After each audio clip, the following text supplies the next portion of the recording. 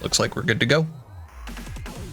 Alright, Snackcakes, Mika versus Xonian Hyde. Classic matchup. Mika, scary.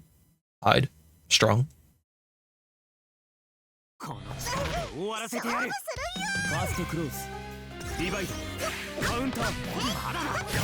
little bit of early pressure. That's dash C. A good move by Mika.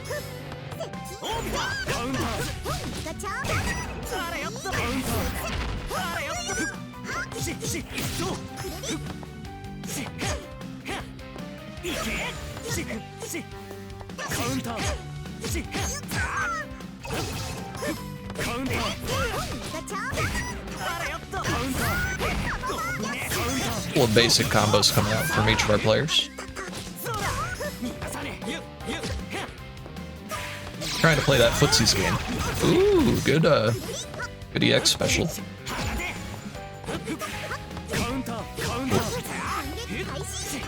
And 5A. Mika dash C. Mika dash C will secure the round. Nice little combo from Snackcakes.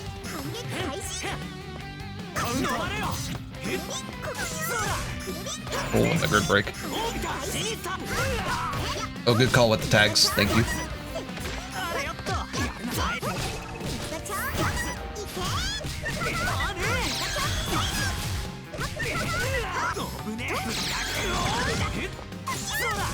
Oh, good scout on the green shield.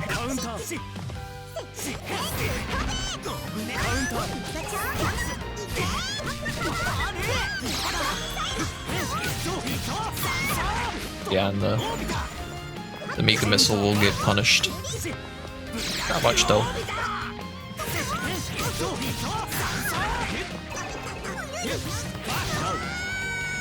Okay, Xonian on the board.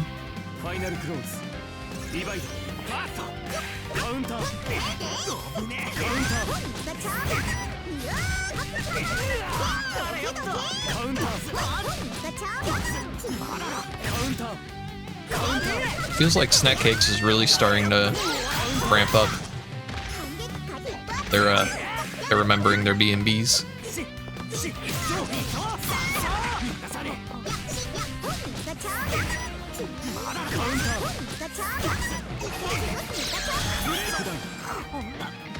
Oh, good finish from Snackcakes. That'll be an early one-game lead. Again, it is best of 5, so still plenty of room for Xonian.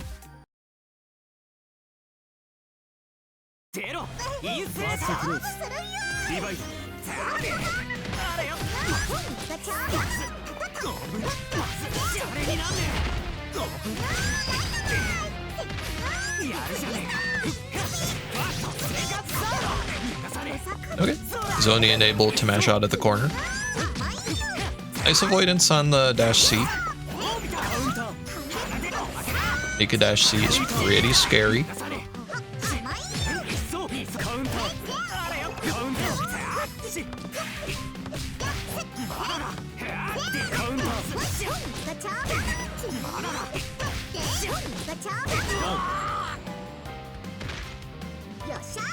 Second close.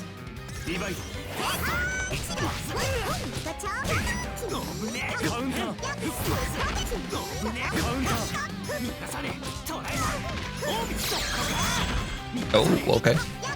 Couldn't link it into anything, but we'll take the damage.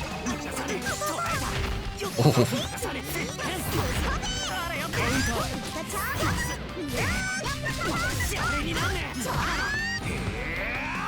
Oh, and the veil off doesn't connect. This doesn't kill. The veil off is gonna wear off, so. Okay. We just get 2 throws.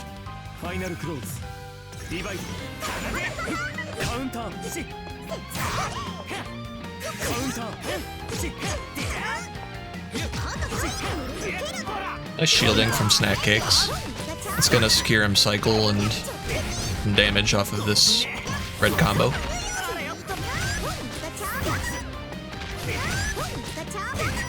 Shouldn't assume. We'll secure them a nice damage lead. Oh, and a nice assault in. Yeah, that'll be a good 2-0 lead.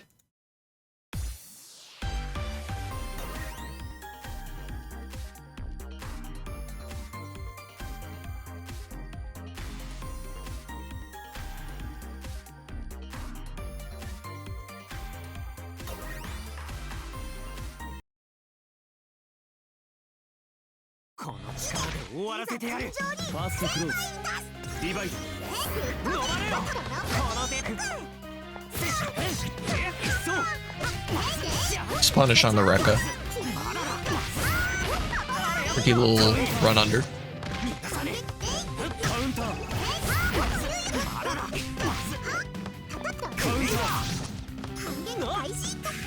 And some nice DPs coming out from Xonian. It's my first time seeing Mika smart steer. Never seen that.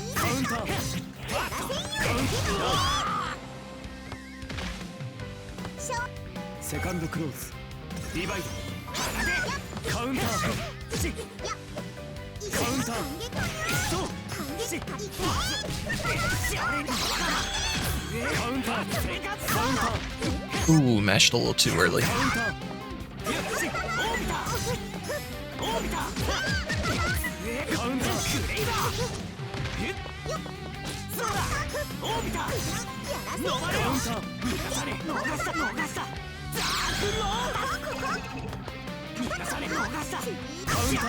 Xonian just looking for that last hit to secure the round. Not gonna find it though.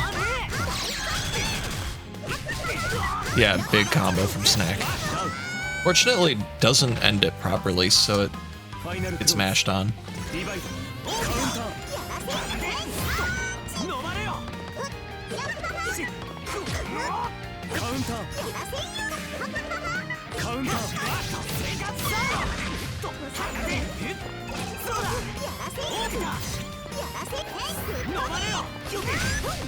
It feels like the big thing hurting Xonian right now is just routing.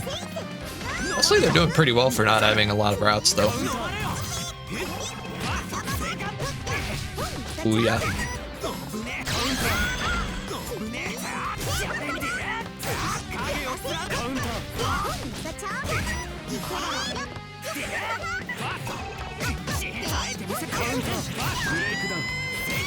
Okay. Xonian's gonna take a round. Or a game, rather. Good stuff.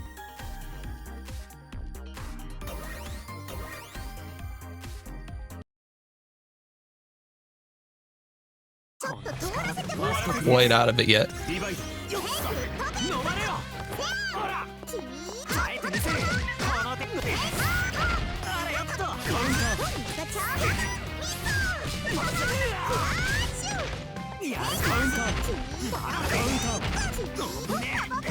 Oh, didn't get the command grab.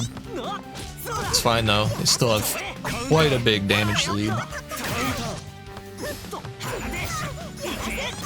Xonian. Content to fireball. Represent DP.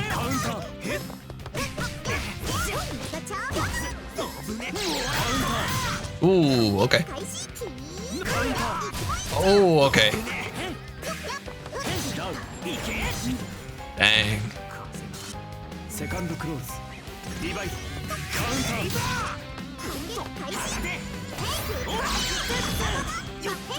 You know, I like this game plan.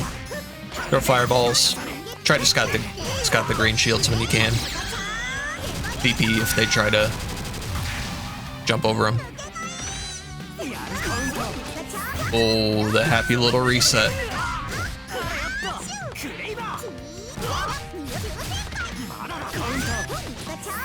Oh, and he didn't DP that time. That will take the round for Snack.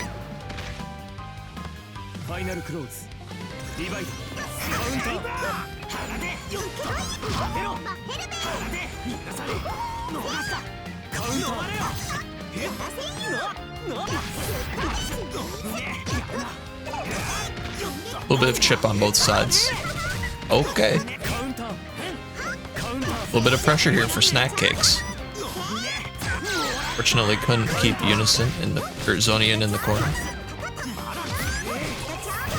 Oh, nice command grab. Didn't quite kill.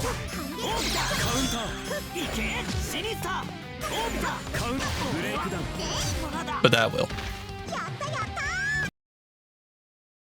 Well, good stuff to Snackcakes. Yeah, like I was saying earlier, I think the big thing Xonian would benefit from, just try to get a little bit more damage out of your B&Bs. Felt like they had neutral down pretty well, but I think the big thing that helped Snack take it was just the overall damage of their combos. Still good stuff. I ain't gonna speak on this character, but dude, Wagner gets me so tilted, man. Wagner, another character that gets me tilted though, Yuzu. Oh, Sensei did have the Yuzu tag on before, if I'm remembering correctly. So this is a matchup. This is quite a matchup. Yeah. So notably, the shield buff is pretty big right here. Yeah, shield buff can be pretty big in this. Wagner can contest a lot of space and kind of get in and burst movement pretty well. Her dash block is very fast. Relative to a lot of others, she has a lot of... Oh wait, I just realized I'm not in the room. I'm spectating from the stream. Yeah. Okay. I'm assuming the keyword is UNI2BL. Plus. Here, let me share screen for you just for this game. Yeah, for the delay. Thank you. Okay. Alright. Yeah, no. Merly So damage. definitely, you know, I would say probably of Uni, the quintessential rushdown versus zoner matchup. You know, Yeah. Wagner really wants to be in your face. 6B, 6C, you know, 5B being a 7-framer, 6-6FF being an amazing burst option along with 6-6C. Has a lot of things to contest either up close or just outside for with punishing in mid-range. But on the other hand, you know, doesn't have a fireball, doesn't really have the type of like full screen tools that a lot of other characters can use to try and call out Yuzu. Really has to kind of fight her way in the normal way with assaults with 6-6FFs like we saw. But once she's in, I mean, this is the pressure character of the game. Ooh, good mash from Norae. Yuzu doesn't... Ooh, +1 into the assault. Knocks it, but no cancel. Didn't get clipped by the high. That is one thing that I did notice playing Sensei the other day. Is a little bit uncomfy with canceling after the 6C. It isn't safe. It is special cancelable. Okay. Yeah. And normally you're going to do a block string into 6C, into 214A, which leaves you with shield bash spaced out so you can be plus. That's something that, you know, you get more comfortable with as the character goes on. But and I love the use of assault to try and get over B slash. They're definitely like they're playing the minigame. Exactly. Yeah. Like for sure has figured out. Oh right, okay, that's how I get over it. Never. I don't know about that. Nah, you send it sometimes. You smell a slash, and you know what? Nah. I can respect it. You could just 214C with twice with that. Anyway. 214. All right. It's not invuln though. Oh, I'm thinking the charge move, or not charge, the charge but like move. The one where Shield she back. runs forward with the shield. Yeah, that's 214C. It's not invuln. You can hit her. Dude, it feels invuln. Yeah, you can flash kick that on reaction. Oh, okay. Yep. You definitely can. I mean, half the time you're gonna whiff your flash kick and then get hit, but like it's okay. I'm just thinking like zoner logic. It feels like a good tool for getting zoners. Oh, for sure it is, because it's projectile involved. Yeah. However, thankfully in this matchup for Yuzu, she doesn't have to worry about that. Yuzu slashes are not projectiles. Barren enough. Yep.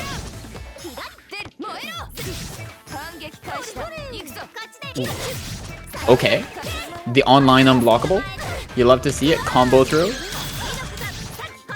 just take the catch out with T360. Nothing fancy. This should kill. Oh, unfortunate drop. Okay. I won't say.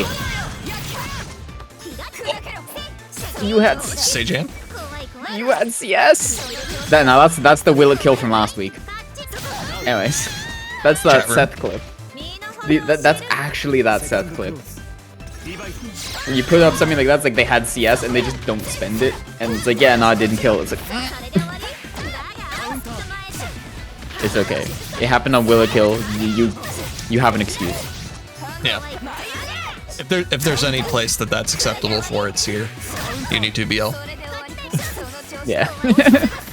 No, exactly. I mean, and I think especially with things like this matchup as well, like damage differential you can get damage diffed, you know, if the other person knows better routing and is more comfortable, you know, yeah, sometimes you can get damage diffed, but like a lot of the matchup is going to come down to... Oh, UNI2BL Classic. This should kill.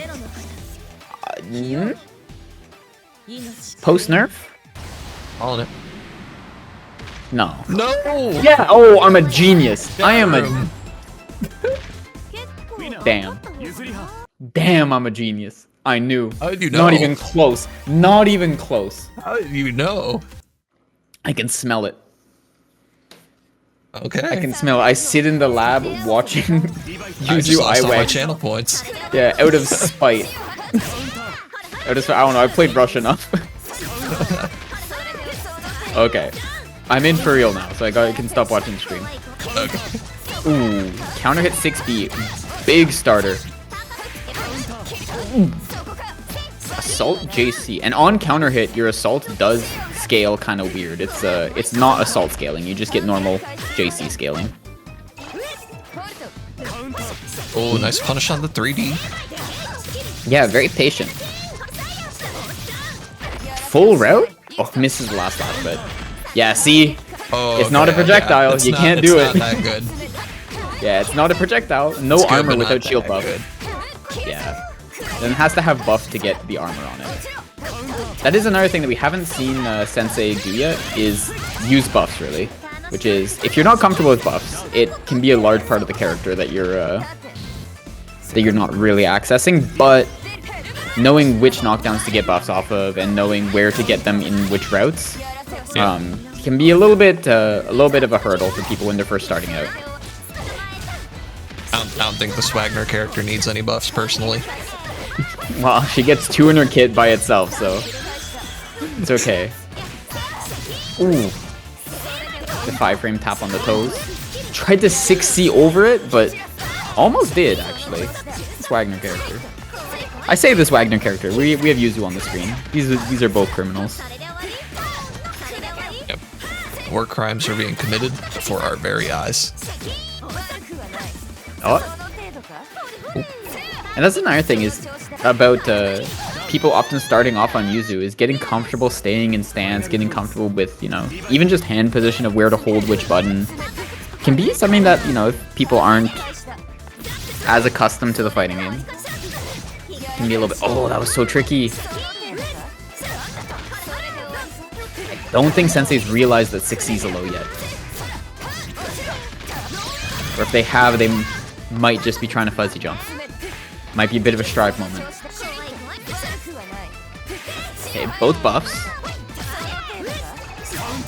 About to lose CS. Okay, spend it. Oh, nice yeah. confirm. Oh, We get him in the corner. Yeah, Hyde probably get. Would love to see a sniffing little out. strike throw. I think Sensei's definitely sniffed out that a lot of the mash out options in mid-range that Norae's been going for have been 2C, 2A, 5A, things like that.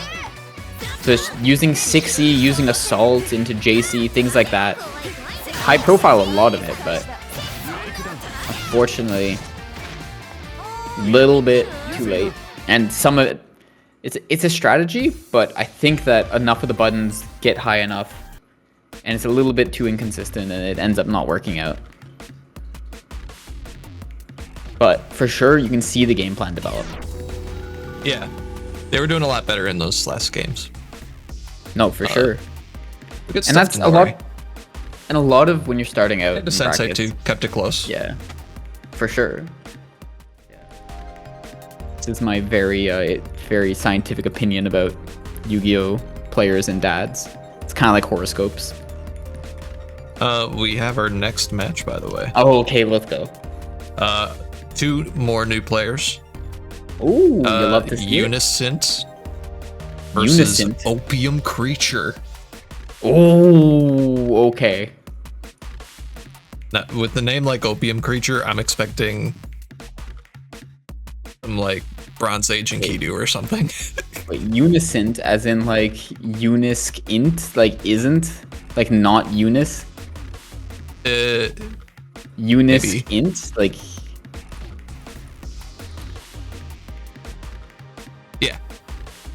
Yeah, that would be it. Yeah, okay, like maybe I didn't make that connection. Named after the game has to be good.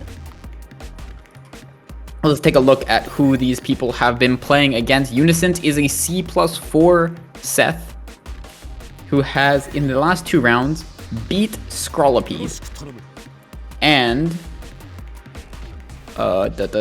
lost to Juza. Okay. Meanwhile, Opium Creature has, in the last round, beat Pretty Marine, gone up, and where's Opium Creature?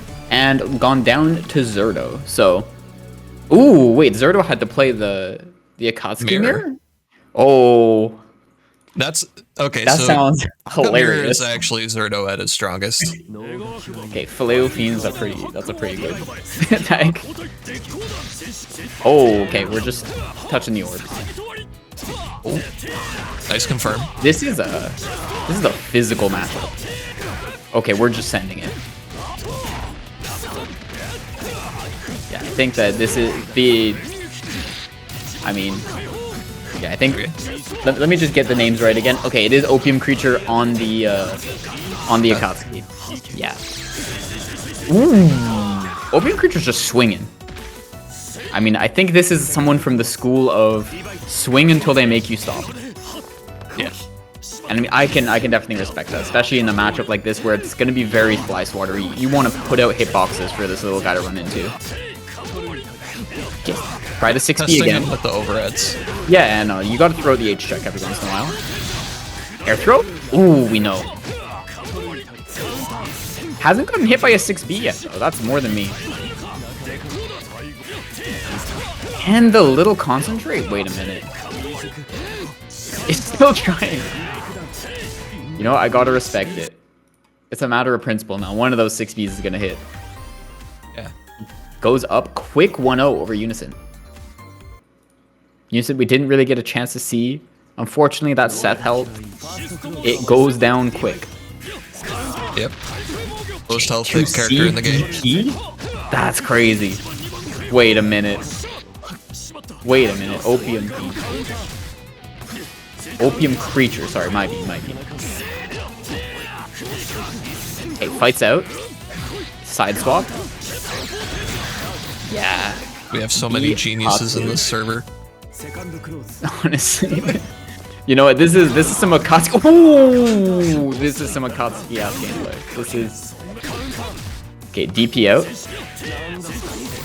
You love to see it. And then the shield has a read on it already. 6C. Wait, this is a big combo. Wait, this is a very big combo. Is that dead? Okay. Unfortunately, drops it. We are speed running this set. Oh my goodness. I mean, it is Akatsuki Seth, so if the Akatsuki gets the hits, this goes very quickly. I feel bad for Uniscint. I mean, it's on the Seth in these types of matchups where this matchup is so just unfortunate. It's just hands. Like he's out there with just, you know, his 2 little mitts, just throwing them, and like it's on Seth to try and make him not. Yeah. He has such a read on it. Falling into the CS parry. No, exactly. No, Opium Creature has it. He has a read on exactly when Uniscint wants to mash out.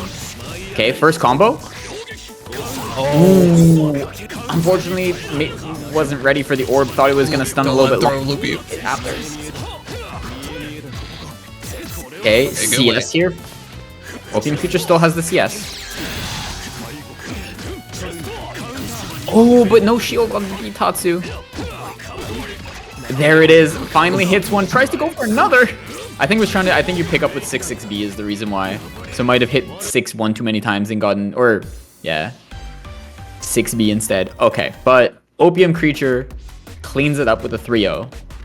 Looking very solid, albeit, you know, a little scrambly, but that's kind of what Akatsukis want to do. They're trying to press buttons, you know? Yeah, they're trying to get that pressure. Good stuff. Okay, wait, never mind. I'm hyped. We have a... Alright, I apologize for the... What is it that you love? Routing I'm about to say. Oh my god, yes, I love...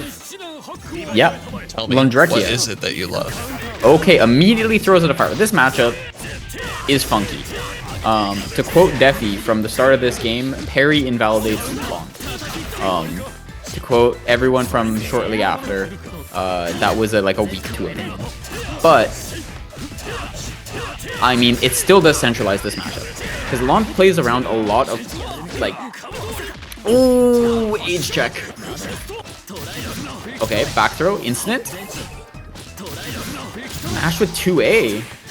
Okay, is either doing something spicy, or I'm questioning the button choice. I'm gonna hope spicy. No, cancel. Had the meter too.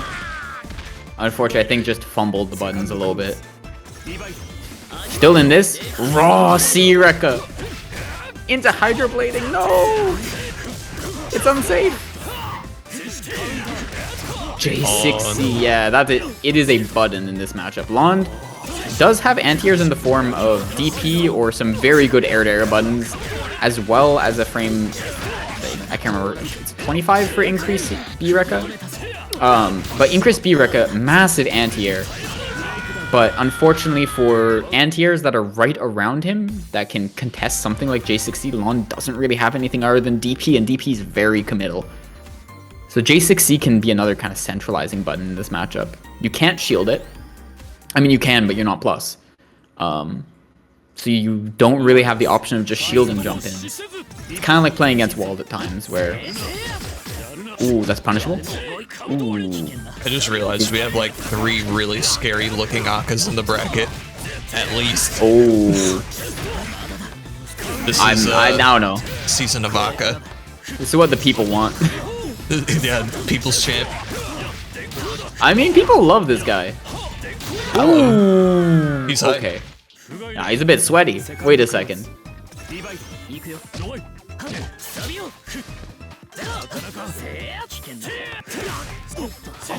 Gets caught by the Eitatsu. Yeah, tries to play the Fireball War, but getting jumped on. And then 6B again. Full combo. Bit of a drop into the back throw again. Okay, replay it. Watch out for CS. Oh no! Okay. Dash out of the corner! I think that was Tim trying to hit the dash out on the JC, which is some sweaty anti-Lon stuff. Which is something that I would be scared if I was a Lon and I see someone do dash block out of the corner when you're trying to shimmy. That's something that tells you that they know they got a game plan going into this. Yeah, that seems to be the case for sure. It's very much scary. It's very much the anti. Ooh. Wait, return to room.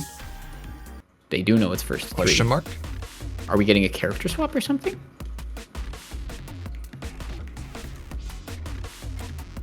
I'm just gonna. No. Oh, we got the walled. I tried to summon it by mashing Londrekia, but now this is a different matchup. Talk about buttons that you can't punish on shield. Okay. The Merkava theme. Oh, I don't got music on, but I'll take your word for it. Merkava theme is a pretty good one. It's a bop. Yeah, it definitely is. Ooh, okay, wait a second. This wall might be cooking. We're doing a lot of assault and jump C. Yeah, well, the great thing about assault and jump C is that it's not punishable on shield. Oh, Ooh, the 6C gets clipped by it. Okay, blocking a great defense here. Oh, double backdash, and you're gonna lose grid for it. Could have been a very different situation. Hit one cycle. Would have had IW. Could have potentially killed. Oh, that is airborne. Unfortunately, Bitatsu clears the 360C. One more hit. Keep it safe. Yeah. Catches the throw attempt. Okay, low, but 8 up 2 OTGs. Ends up dropping anyways. Ooh, I think Tim's kind of adjusted a little bit. He's like, okay, if you're just gonna go for these options that don't beat, dear Lord. jump Wall's in. on the screen, we summoned Phil immediately. 3C, no! Okay, you know what? I can respect backdash. There's two types of grapplers. There's the one who goes for the air SPD, and there's the one who goes for backdash. Oh, this is some Potemkin gameplay. This is some I want a backdash pot dust buster gameplay. I can respect it, but I don't think it's working out here. Ooh, okay. 63C. Oh. This should be it. Won't curse it, but Tim hasn't dropped yet. Yeah, cleans it up. 6C. Big old button. And Loci, unfortunately, gonna go down 3-0 to Roastuck Tim. Good stuff to Tim for stealing up on the character switch. Not easy to go from matchup like Akaland to Akawald. No, that is a very different matchup. Like the closest I can say to like doing like far/item toss would be like maybe like that, because you can do like, you know, button ball or something like that. But like even that's not real. Like, or like not even ball, like gem set, and like you can do like gem set pressure, which is kind of scratches that itch of like pollute the screen off of a poke. But yeah, no, baseline just stylistically Izuki 100%, 200%. It's just Izuki. I don't know she has enough about Guilty Gear to be able to speak on it. But she has Pogo, she has... To the match. Anyways, regardless, so now this is... Oh my goodness. Who could have seen this coming? Oh my goodness, DP's Nice back. flash Okay, lots of DPs. Okay, freeze. Unfortunate unintentional freeze, I think, was... Ooh, okay. Rekka out. Has CS as well in the corner. Opts to just flash kick. So many reversals. Yeah, patient though. Never mind. I take back what I said. Let's it raw. We are seeing Rekka Lond gameplay. There are two types of Londs when they start out. There is JC Londs and there's Rekka Londs. This is a Rekka Lond. Yeah, two wolves. Yeah, the two wolves inside you. One is mashing JC constantly. One is trying to like, you know, do delayed 9 JCAD. And the other one is trying to Rekka out at every possible opportunity and hit 4CC. And I don't think there's a right answer between those two. Oh, we didn't get the confirm off the. Yeah, no 2-2B. Ooh, I don't not think this kills. Nope. Iwex would have. Oh. Oh, I'm wrong. Never mind. Yeah, we're both wrong. I lied.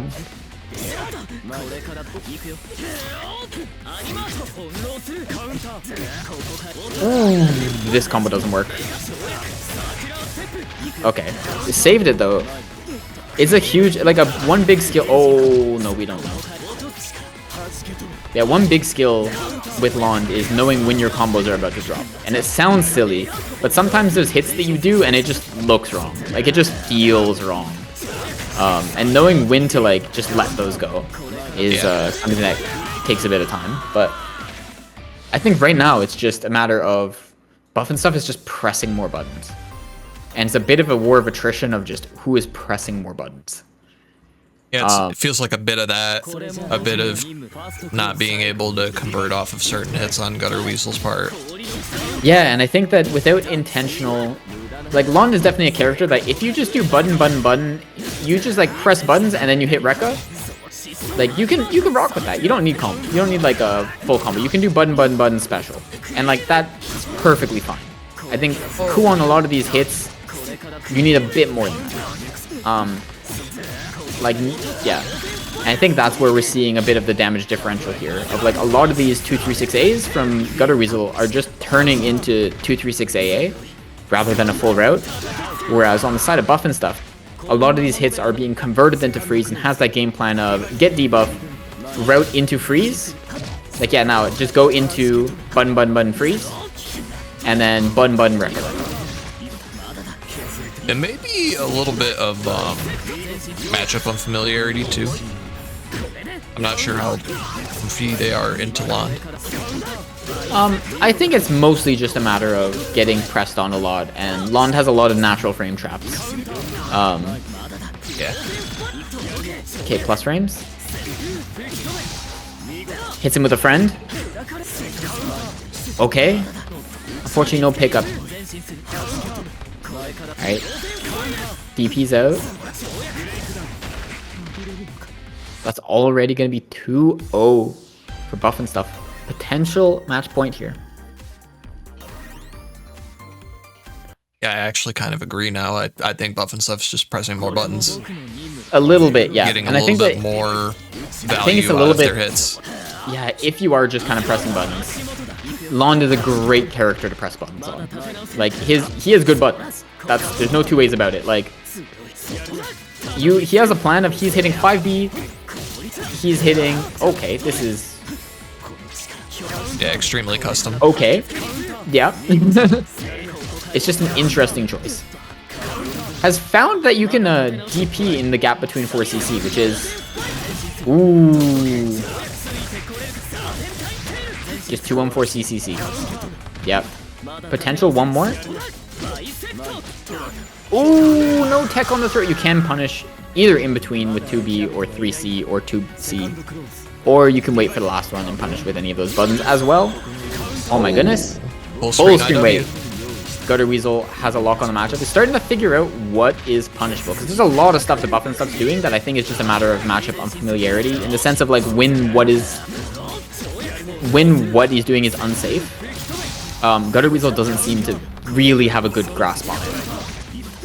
I will say something they have really good grasp on is Flash Kick. Yeah, and look, and that's the thing is... They're so good at Flash Kick. Oh, no! Yeah, I think that they just haven't figured out when... They've definitely figured out what is Flash Kickable, like that, yeah. Yeah, that's the one thing they've been getting punished on Flash Kick. Just the icicle drop. Oh no, that might be enough. Okay, yeah. I think the thing is that Buff and Stuff hasn't presented. There is a very easy bait for Flash Kicks. Like, Lon is a character that can abuse Flash Kicks. But I don't think Buff and Stuff has locked it out. Okay, air unblockable.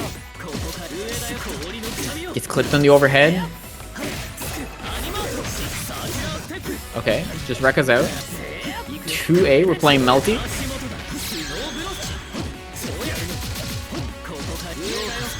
Yeah. Punish it. Okay, so knows it's there. He got that. Well, that's the part that I'm not getting is knows it's there, but isn't standing for it. Oh, air unblockable. DRM. That's enough. Okay, Gutter Weasel on the board.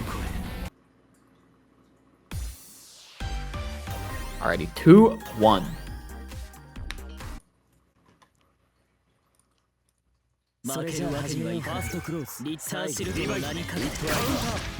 Oh, yep.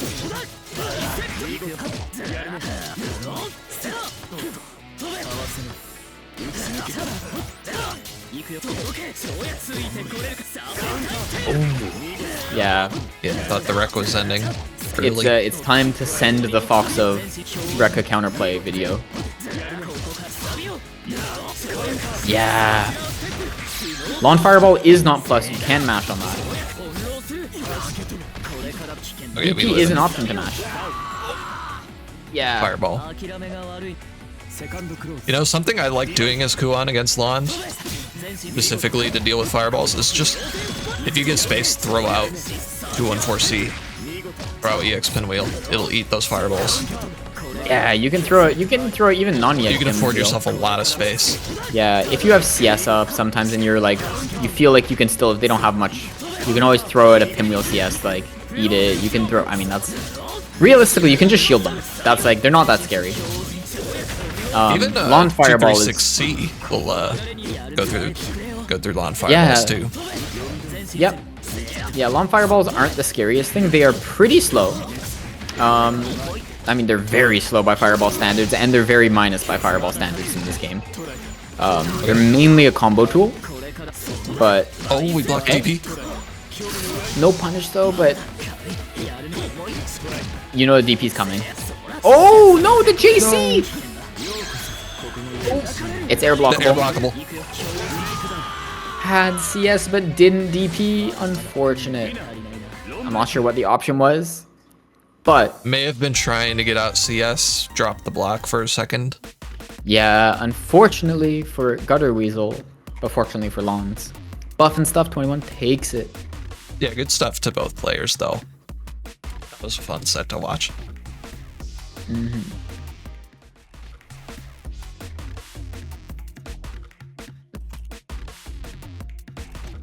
But yeah, no, it's good to see. I don't know. I'm excited to see new names, new faces. You know. Yeah, same. New characters, kind of, not really. But I mean, speak of new characters, we have Dullahan here on the Linne. You know, swapped around. I think started off on Kaguya, then ended up going over to Nanase, messed around a little bit, and then now has kind of found stride with Linne. I think was trying out all the different characters that have air projectiles, trying to up back and up forward into increase projectile button, and then eventually stuck with Linne and said, damn, I can convert off this, and has never turned back since. Chronic Grinder, Rebix coming back into the scene. Let's see how this matchup plays out. Never mind, I think my Uni is bugged. Oh, okay. You want to share screen here? Bless your heart. Fair enough. A little bit of early pressure for Dullahan. Just testing the waters. Yeah, a very aerial player. Yeah, exactly, I like that. He's gonna be doing a lot of increased Kuga. A lot of B-Kuga. Oh. And a lot of dodge as well. Rebix is gonna have to play patient in order to kind of like wait out that timer. Linne reversals can be a bit of a pain to deal with. Rebix dealing with it also. Yeah. Already something. Dive kick is okay. Doesn't know Hien-OS.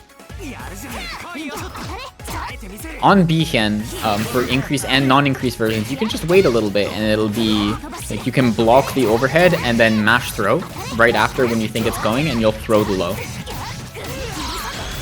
It's a little cheeky OS you can do. It's not airtight. There's ways to bait it and stuff, but like it is something that can beat it if they're playing around that overhead low situation a lot. Ooh. But for sure, I think that Dullahan is someone who really likes to use roll, likes to use spot dodge, likes to use a lot of the air mobility, and like Kuga dashes and stuff that like Linne has. Likes a lot of character-specific options. Dive kick, you know, Hiens, you know, all the Linne stuff.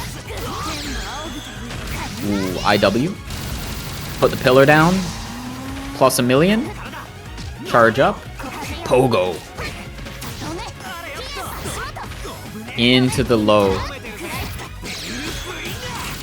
But Palebringer's out of the corner. Building some space. Tries to throw 6 Bs on the clapback. This should be enough. Yeah, and it will. Dullahan taking the first game of top 8. Up 1-0. Yeah, strong start. Okay, cool. I am spectating. We're good. Yeah, I think that Rebix is really going to have to find a comfortable way for him to catch up back, to air unblockable the fireballs, to, you know, get comfortable throwing out Rekka, you know, into a lot of these air options with mashing after dive kicks, you know, with choosing to go for, you know, delay throw and things like that on these rolls and on these dodges and stuff. As we have 6C, great option to deal with spot dodge because you just get to go through the follow-up. But gets jump scared a little bit by the roll.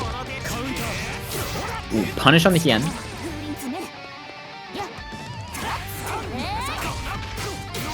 Dullahan's movement Punish on the is so button. scary. It's just like weaving. speedrunning using every movement thing that Linne has. Yeah, Pale Bringer the roll. Looking like Seth out here. Okay. Yeah, just throw another fireball out. Said, you know what? I'm plus.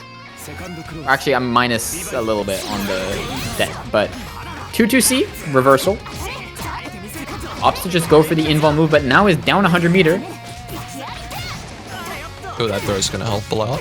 Oh, good take grid cycle. Bihien catches low. Delay throw. Do it one more time. Lots of double jumps. I'd really love to see some 3Cs or some B-Rekas or something, you know, just something to kind of like shut down a lot of this grounded movement that, or sorry, aerial movement that Dullahan does. That is more committal. Ooh, yeah. Good block on the DP. Didn't quite get a full conversion, but ooh, 2FF will do it. Yeah, 13 frames of goodness. So fast. And we're Increased even. 2FF hits at yeah. And one thing that I'm noticing that is I mean, I know that everyone who's played Dullahan has said this, but notably isn't DPing that much on wake up. Which I'm saying this as a positive. Dullahan does have a bit of a chronic habit at times of mashing reversals, and is, you know, content just to wake up and shield. Sometimes that's what you need to do. Overhead on the Hien. Oh yeah, we let her rock that time. Yeah, increased Kuga dash under is another option. Finding the counterplay nice and the shield. shield. Yeah, a lot of the jump back assault button, you can view, like, you know, hitting 4D as a viable anti-air option, you know. 6B. Okay, opts to just go for regular assault now. He's staying a little bit closer to the ground. Rebix has instilled a little bit of that trust, or a little bit of the fear of God with the anti-airs. And now opting to just play a more grounded game. But no, it's invul, you can't. Extra throw, big punish. Counter hit 2C as well, that's a lot of damage. Oh no, isn't able to get there. But, oh, that's dead. Oh no, it's not. Plus I'll frames? make it plus though. Yeah. Plus again. Punish. Yes. -6, I think. Anyways, you can 2A it. Oh my Everyone can drop goodness. punish it. Oh, okay. Sorry, I don't mean to root against. I like to see people punish certain things. For sure. I like for everyone to play the game, you know? Great spacing on that JC to catch out that 3C. This really is a matter of like the fly swatter matchup of Rebix is trying to put out a button, Dullahan's trying to navigate around this maze of normals. 5B there catching out of the air, another great air unblockable button from Hyde. Oh yeah, this will be Just has to catch the movement. The movement in itself is committal. That's the thing about this type of playstyle, is that you really have to be careful about which spots you're choosing. Because if they just do nothing, you're committing to a lot. It might go through with other buttons and you might be safe if they're just mashing on it, but if someone just sits there and waits, you know, it can be really committal, but that dash speed isn't for nothing. Gets flipped out at the end though. Set point. Oh true, it is set point now for Rebix. Yeah. All of a sudden, out of nowhere. The eggs are in his basket. You're Rebix, you're loving life. Yeah, no, you're sitting pretty. Dullahan has to make something happen here. Okay, we stagger. Nice pick up opening. You know, normal. Okay, spend. Yep, concentrate. Yep.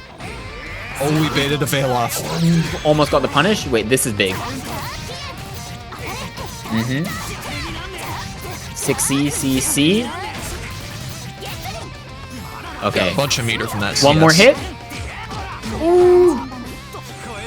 Hanging on with a prayer. One more hit from Rebix could be it. You gotta be careful with this air movement. Yeah, well, not anymore. I don't think without the meter. Yeah, we're going to round 3. Yeah, one more round. Potentially. Oh no, this is plus. Do you know? No, you don't. You're gonna get hit. Oh, okay. That move is plus 1,000,000, by the way. Unfortunately, Dullahan just didn't. You have to mash before she puts the sword in the ground. It's one of the scariest things in the game. You either have to roll or you have to mash early. But mashing early is the safest one. Definitely one of those knowledge checks. Asuka Rage Art looking nice kind of move, you know? Yeah. Full good tech. Oh, dive kick! 5B catches. Dive kick is minus. It's not punishable, but it's minus. You can match afterwards. Oh my goodness, the wait out on the dodge. Rebix has been so patient with those. Carries all the way to the corner. Plenty of meters over 2-2C, Xian out of the corner. But gets caught by 2FF. DPs, and that's gonna be it. Rebix closes it out in the first set of top 8. 3-1. Gonna be knocking Dullahan out of the bracket. Moving on to losers quarterfinals. Yeah, huge win for Rebix. Yeah, no, that's very good. There is a boy with his shield. Okay, this is Emiya's skateboarding older brother is on the screen. This is the switch up. I mean, you know what? Why not? I don't know how to play against Tsurugi. You don't know how to play against Tsurugi. I don't think videojames knows how to play against Tsurugi. Yeah, this is a loci. Making sure. Yeah. Yeah. I don't think any of us know how to play against Tsurugi. I don't. You know he didn't what? Put his brother on the stick. Yeah. You know what? This is Big Brother Shadow King.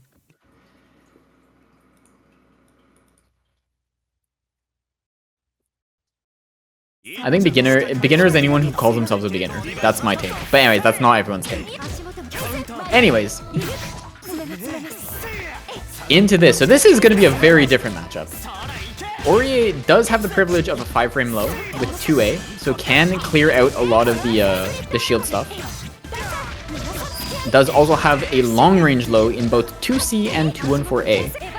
So has a lot of the tools that you need to shut down armor, but that armor isn't low crushable. I don't know what the word is, but you can't armor break it with the low on 2C. There's different types of armor that you need to know how to break in different ways, which can be a very frustrating thing for a lot of people. Overhead, yeah.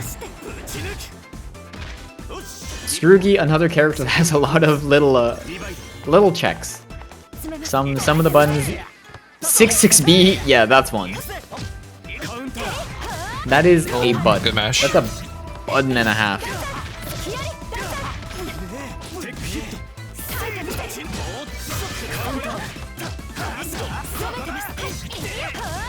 Yeah, punishes the DP. Yeah, no.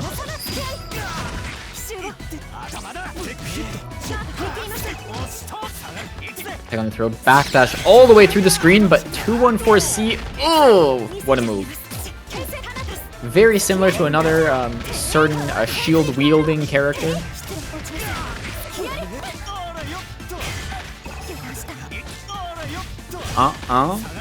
One more. Yeah. We got loops. And then we finish it with the overhead. Oh. You know what? I can't talk anything. I got hit. Yeah, loci taking a nice little set lead. I'm ashamed of it, but I got hit. I kind of saw it coming, not gonna lie. I was like, there's an overhead coming somewhere in here. I probably still got hit though. Yeah. Because, you know, old. I mean, yeah, I definitely got hit. I'm old as hell. When it comes to that side of things, for sure, yeah, no. 6C's a button.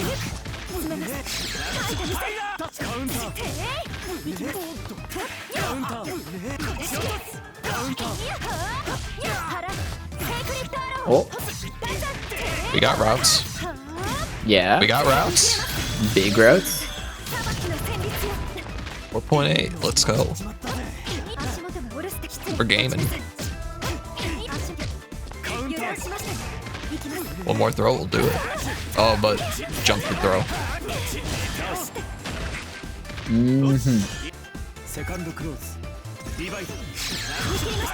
Oh. Okay, mash is on a plus range, but I mean, I think that's a little bit of loci getting a bit too greedy there. Smart steer into ender. Ooh. Yeah, steal the corner.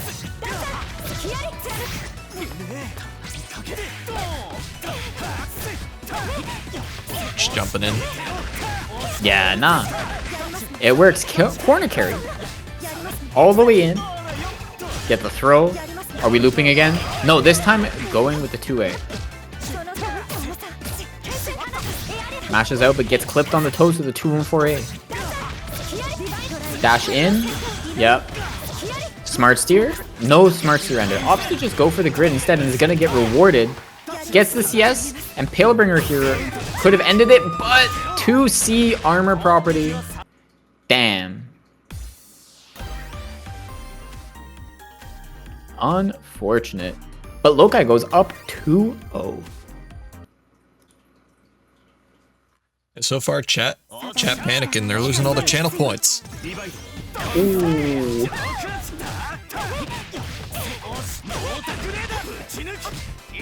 I'm not trusting y'all with stock advice. Just saying it. I don't know. These days, I don't trust anyone. Not even myself. Stagger pressure in the corner with a nice old 2C into the FF.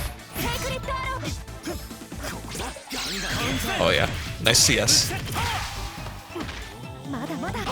Oh.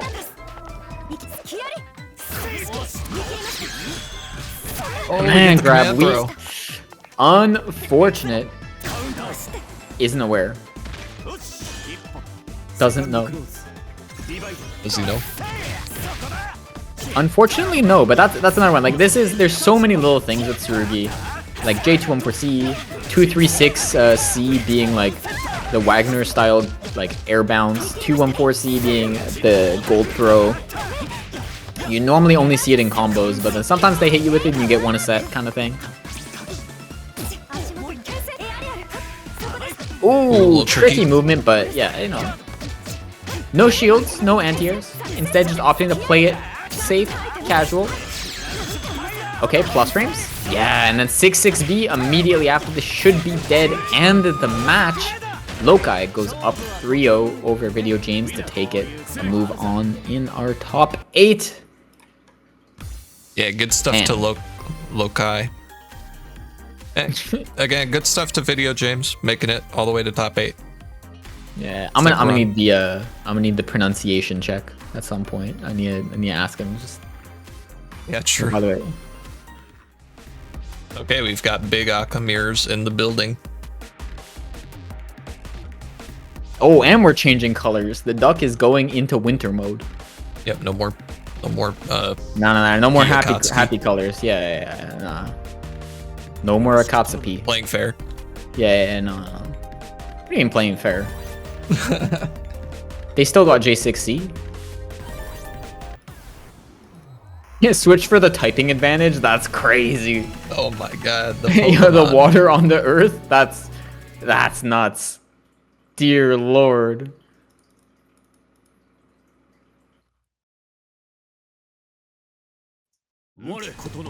Literally just swapped out Pikachu for Squirtle. Said nah, it has the ground resistance. Let me get this real quick. However, unfortunately, water type. Actually, it might be ice type. I think it's going for ice type. Just because if you think about it, ice type, super effective against ground, however, isn't weak to the electricity that all Akatsukis have. This is some ice electric type. That's a unique typing. I don't know if there is one. This is some meta-defining stuff. Someone call smoke on. Old parry, but it gets punished by Bitatsu. I like the McDonald's shoes that Duck has on. Oh. You know what I mean? Like the little M's on them? Yeah. He's got the McDo shoes. Okay, footsies. Dash back into with throw into 2A. The fundies are immaculate. No, used up the OTGs. One more hit for either of them. And the throw, not quite enough. I lied. Bitatsu, the J2C, can sniff it from a mile away. Says, nah, you're going in the air. 1 second, hold this. Yeah. Good backdash on Zerdo's part to call it out. Or at least, maybe not call out, but bait out that option. 2.5. Leaving a bit of meat on the table there in the routing, but I don't know what Akatsuki is. I don't play this character. Here, though, big combo. Look at that. 3.8 pre-vorpal. Big corner routes. Zerdo passes the age check under the age of 26. Let's go in with a little bit of J2C action of his own. And then establishes plus frames against, wants in right now. Has to fight his way back up this hill. I was hoping to get it started there, but finding himself back in the corner. Grid swings after the yellow tech. But whiffs the A Tatsu, B Tatsu right back onto the shenanigans, trying to do the pseudo rebeat with the A Tatsu. Duck privy to the ways, skilled in the art of whiffing Tatsus. Okay. Yeah, one thing we haven't seen. Okay. Oh yeah. I was gonna say one thing we haven't seen too much is a TRM attempts, but we just saw one there from Zerdo. Ask and you shall find. Okay. Shield on it, but no punish. Ooh. Almost close enough for a pickup, but lots of grid here for Duck. Sorry, Big Tim. grid lead. Sorry, roast. Big grid lead for the winged. Yeah, the winged Akatsuki. Winged Akatsuki. Electric ice type. Here. Ooh, that was so sneaky. Oh. Missed the 6-6B and got 6C instead. Unfortunate. Match out. Yeah. Match it out with the 2A. Zerdo taking That's the smart option.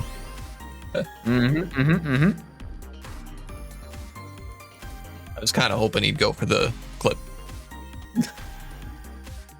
But hey, if you're in top 8 in UNI2BL monthly, is it the clip? I mean, I feel like the Ibex clip was the Yuzu one earlier, where like for the will it kill moment. I think like that's the Ibex clip for the night. We don't need that many more. Hold on to your good fellows. Keep it, tuck it in at night. You can carry it on to the next round mentally. Ooh, tried to 6B after? Wait, that's kind of crazy. Zerdo. I mean, I asked you about that one.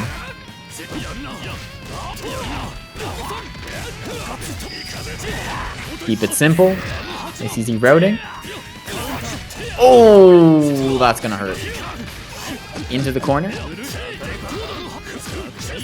Cashes out and goes for the side swap instead. Just wants to stay and keep the pressure here. This is your win con. But overshoots on the J's. 2C just skedaddling right underneath it. The Abare attempt ends up low profiling. And Tim takes the round. Immediately gets this offense started.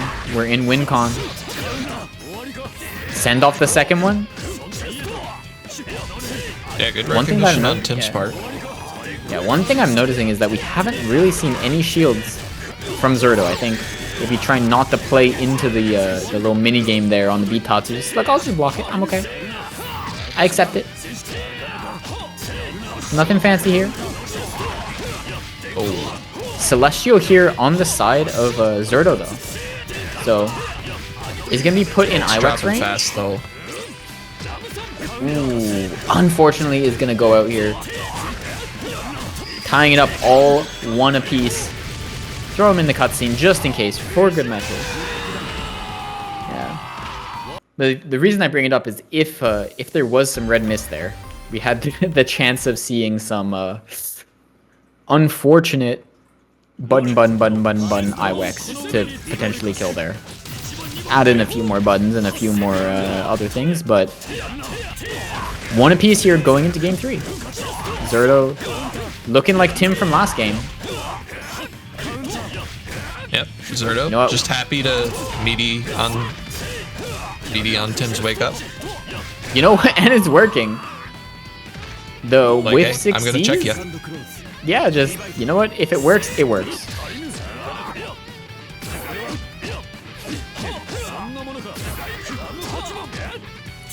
One thing I was gonna say is that we haven't seen very much shield use from Zerdo relative to Tim, but still managing to win the grid cycle, so it's working out. Air throw? Yeah. Oh, is this dead?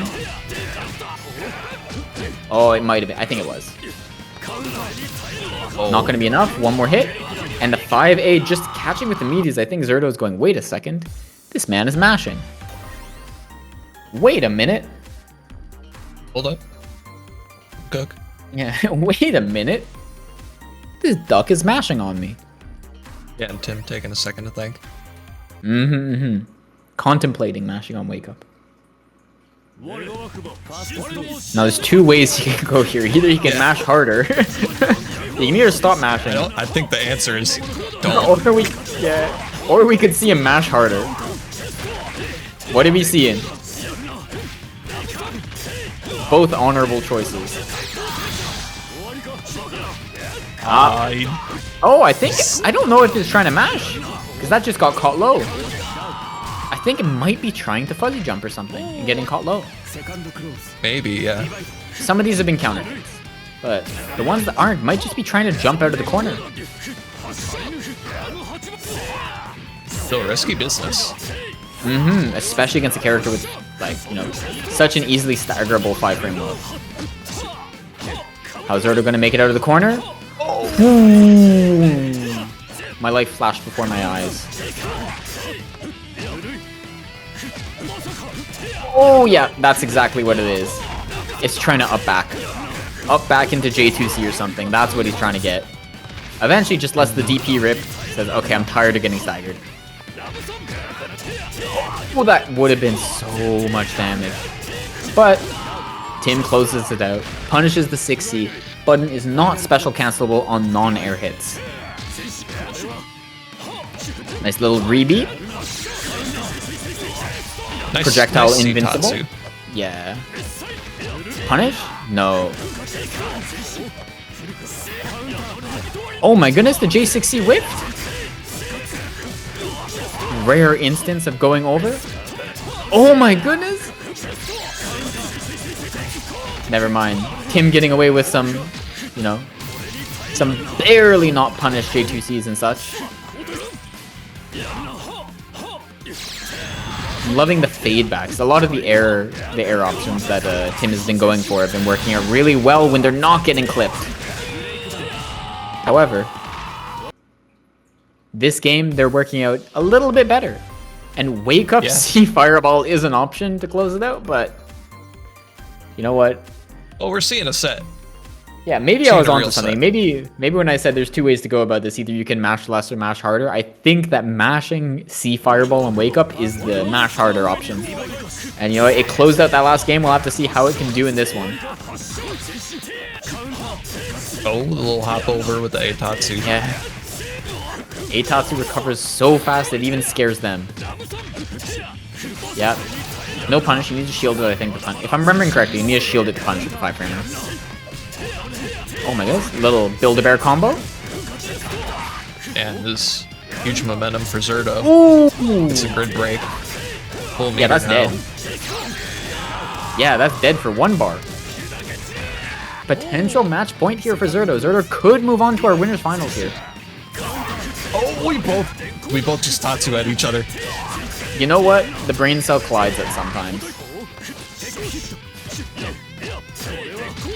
The Blitzkampf engine, particle accelerator. Throwing two B-Tatsus at each other from across Sweden or Switzerland, wherever the particle. I don't know. Who knows The science? personification of Aka gaming. Yeah, It's you like know who knows watching- science? Akatsuki. It's like watching two Enkidus 6FF at each other. Yeah, exactly. We might be going to last round here. But Zerdo still has a chance, never mind. Really Last smart parry round. with chain shift. Last game, winner's side top 8. Let's see, B-Tatsu. What a way to start it. Block on the 6B. I think we're like 100% on blocks on the 6B from both players here. Throw. Nice delay wake up. Yeah, and gets the ADP as well. Punish. Oh, no. Oh no! Got the 6C finally. However, unfortunately, isn't in range to punish. A big hit. This should be it. But knock on wood. Cross your fingers if you're a Zerdo fan, but that is gonna close it out. 3-2 in the last round. Zerdo's gonna move on to our winners finals of top 8. Yeah, huge win for Zerdo. Mm-hmm, Keeps his winners side standing. Him gonna be knocked down to the loser side. He's gonna have to play versus Loci. The same, the Loci. run back from pools.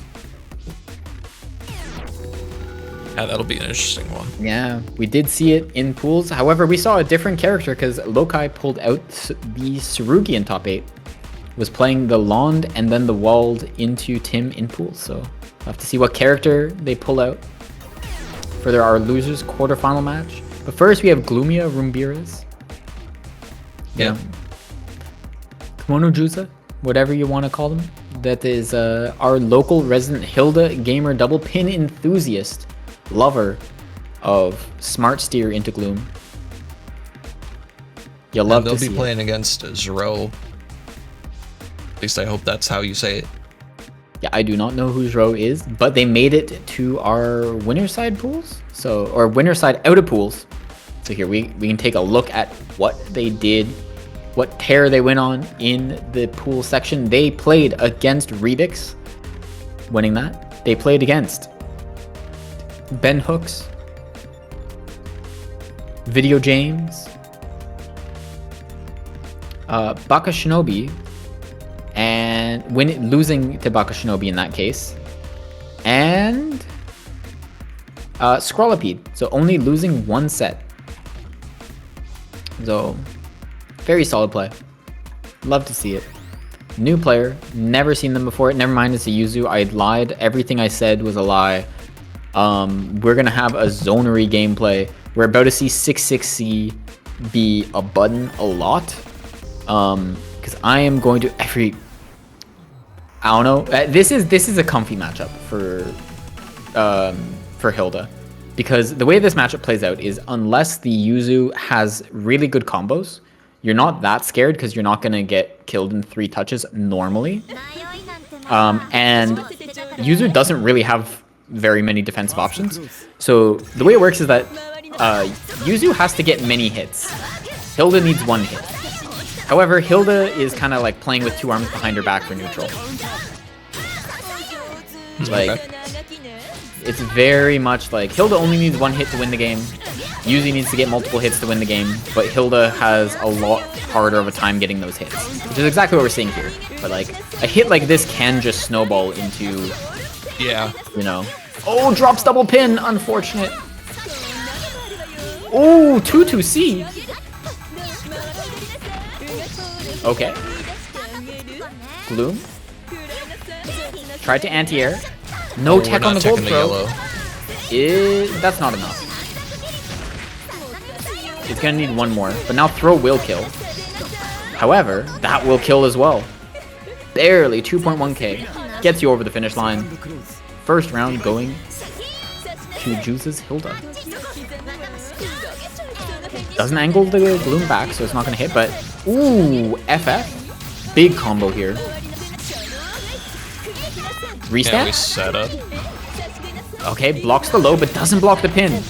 Valuable information. This is one that if Zero doesn't have that much XP into Hilda, you can throw some knowledge checks around here. Yeah. If they're not blocking a pin, you know, there's a good chance that you can hit them with some funny stuff. Oh, we're picking up. Ooh. Oh, yeah. Yeah. You'll love to see it. I don't know if that was intentional, but if it... Either way, that was nice.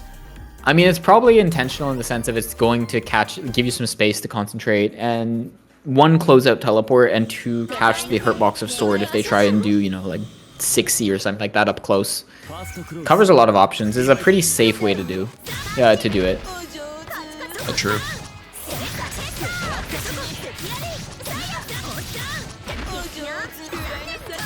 Okay, big punish. Yeah, 2C.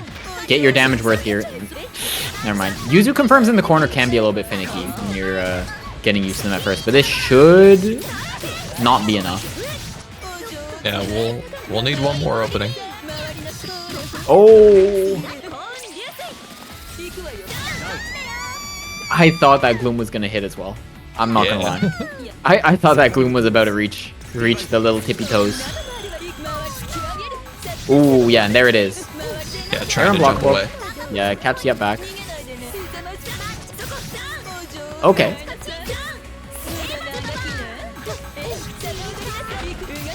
Sure. 4B. Yeah, yeah.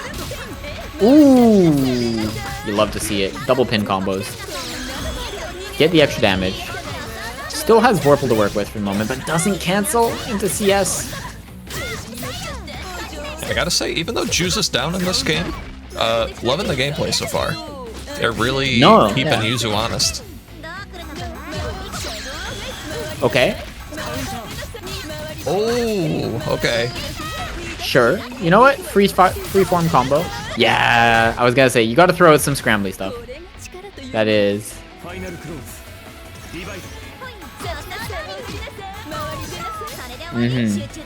Throw some knowledge checks in there every once in a while. They are relying a lot on... Zero has been using, and specifically using very well, teleport. Which is something that, you know, Hilda can struggle to deal with, because a lot of the buttons she wants to throw out for full screen buttons are going to be things like FF,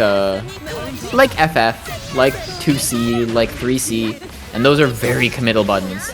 If you don't have a Gloom covering you, Yuzu can teleport and punish you, like teleport, recover, leave stance, and still hit 2C in time to punish you very often, if she's teleporting through one of those buttons. So, something that we're seeing a lot of, and something that is going to lead Zero to taking game 2. Yeah, getting some close sets here in the winner's side. Yeah, 1-1. Are we seeing another 3-2? Another game 5? I'm hoping. It's so crazy to me that we just went from Aka mirrors to Hilda Yuzu. Yeah, that ain't a mirror. Ooh. Okay. FF. Keep stuff safe.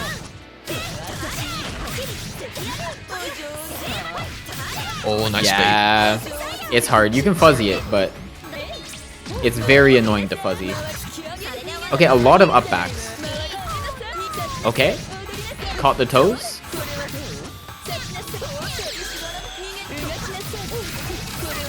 Oh my goodness. Tried to do a cheeky reset, but clipped on the backside on the toes. Catching the heels with 6C. Tech on the throw. Yeah, interesting J2C, but you know what? It worked out. Isn't going to be enough to kill. Drops the double pin, but that will... Just notice Juza's title is Toxic Lady. Damn. Honestly, real. Juza's trying to go for the fanciest confirms I've ever seen on a Hilda player. FFA? Okay. Sure. As a juggle? Dear lord. Alright, nah. You were just mashing. That was, I'm holding pins and I'm smart steering. Good flower. Yeah. Blossom, notably for this matchup, is not projectile embalm. So you often can get hit by Gloom or something like that trying to Blossom out. Yeah, you have to be a little careful. Yep.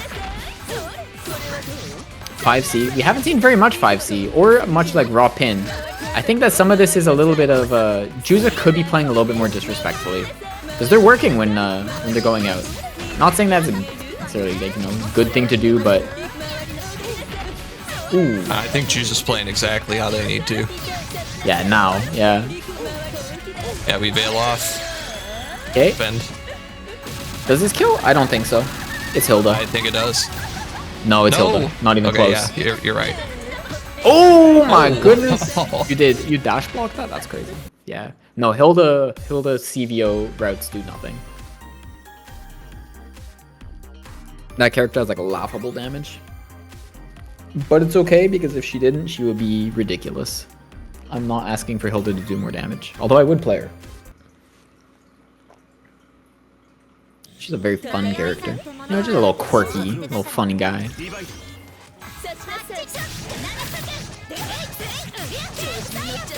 Alright. Yeah, at the same time. Oh, okay. Reset. Oh my goodness. Oh, okay. What the?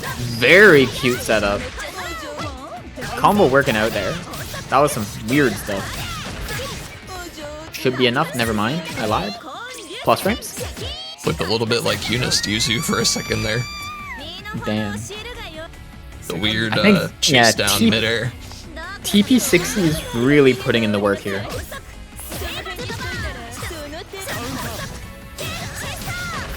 Yep. Dot.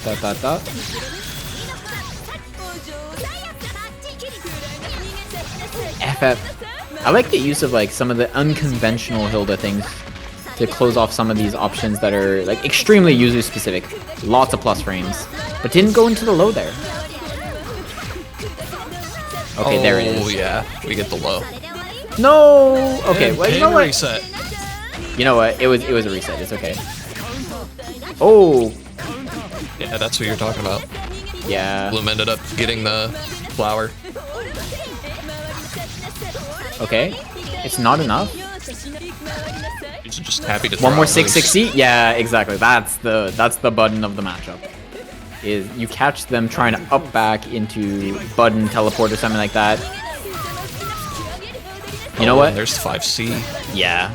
If they're not blocking it, you just let it rock. Oh my goodness. I mean, look, it's special cancelable. 5FF doing lots of work here for Juza. The anti-air game has been really good and really found.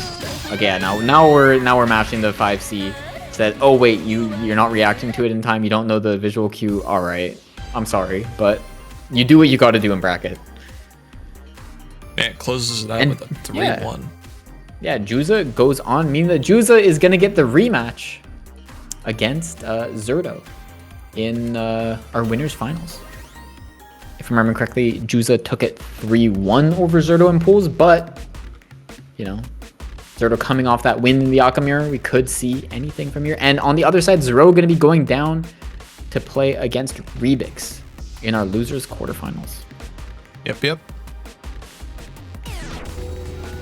Now let's see. Next up, we're going to have Tim and Loci.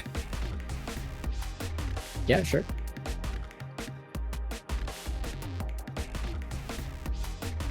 Let me go ahead and let both of our players know.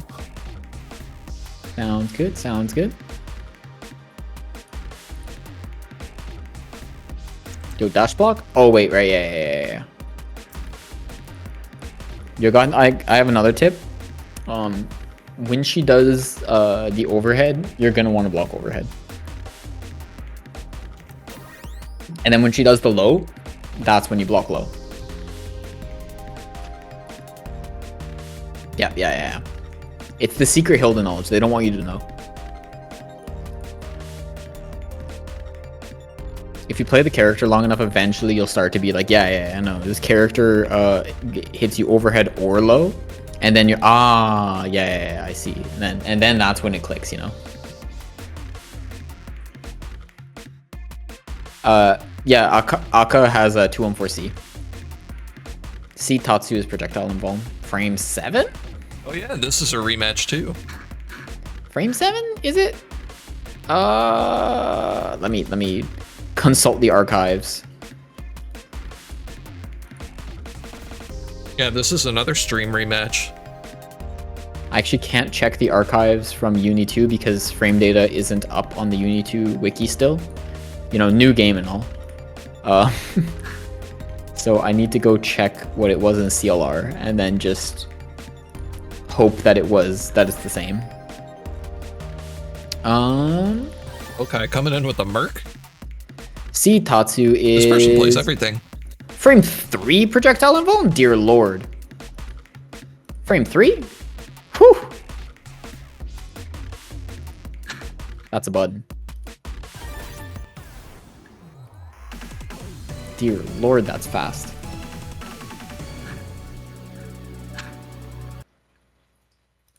It's one frame faster than Alright, no, I guess that's the same as Wagner. Anyways, into some Merkava. Yeah, loci, just playing random select. A gamer after my own heart. Truly a Molly themed gamer. Ooh. Yeah. Catches the 2B mash. But then gets thrown. +1? Never mind, not +1. We shielded it! Tim's insane. Holy, you're shielding 623A on the first time? This is a gamer right here. A labber. Whew! Caught by the 2B. Full corner carry here.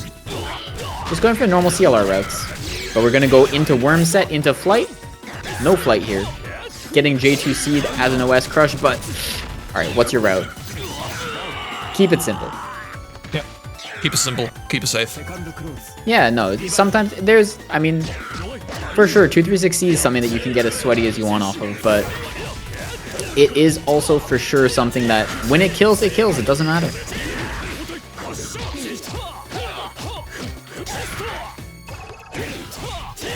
Ooh, and the meat. Yeah. I think, well, that was a counter hit. I think it was trying to go for throw or something.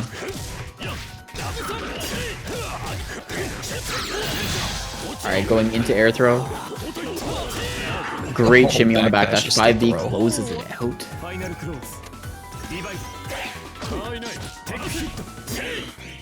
Nice delay timing. Something you can really tell when someone has a read on the type of throw timing that someone's going for when they get just the bare, like, last little end of the tech.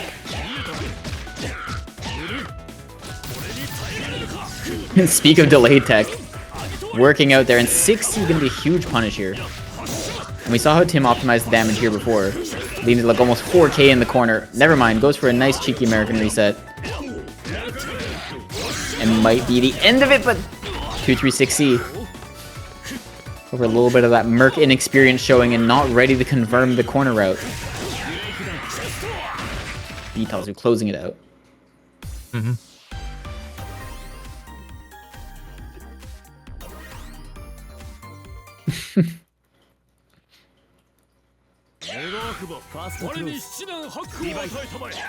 We got Dullahan in the Discord writing poetry. Oh yeah?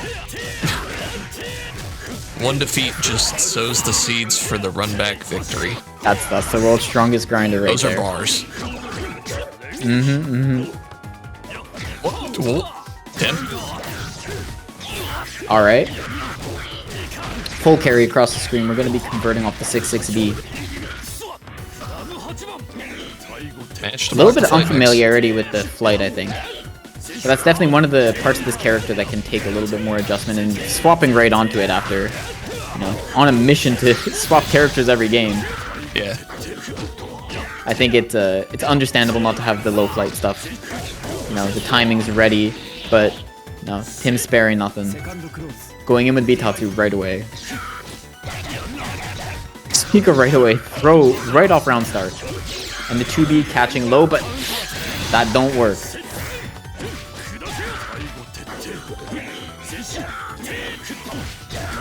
I catch the back dash for the 5B.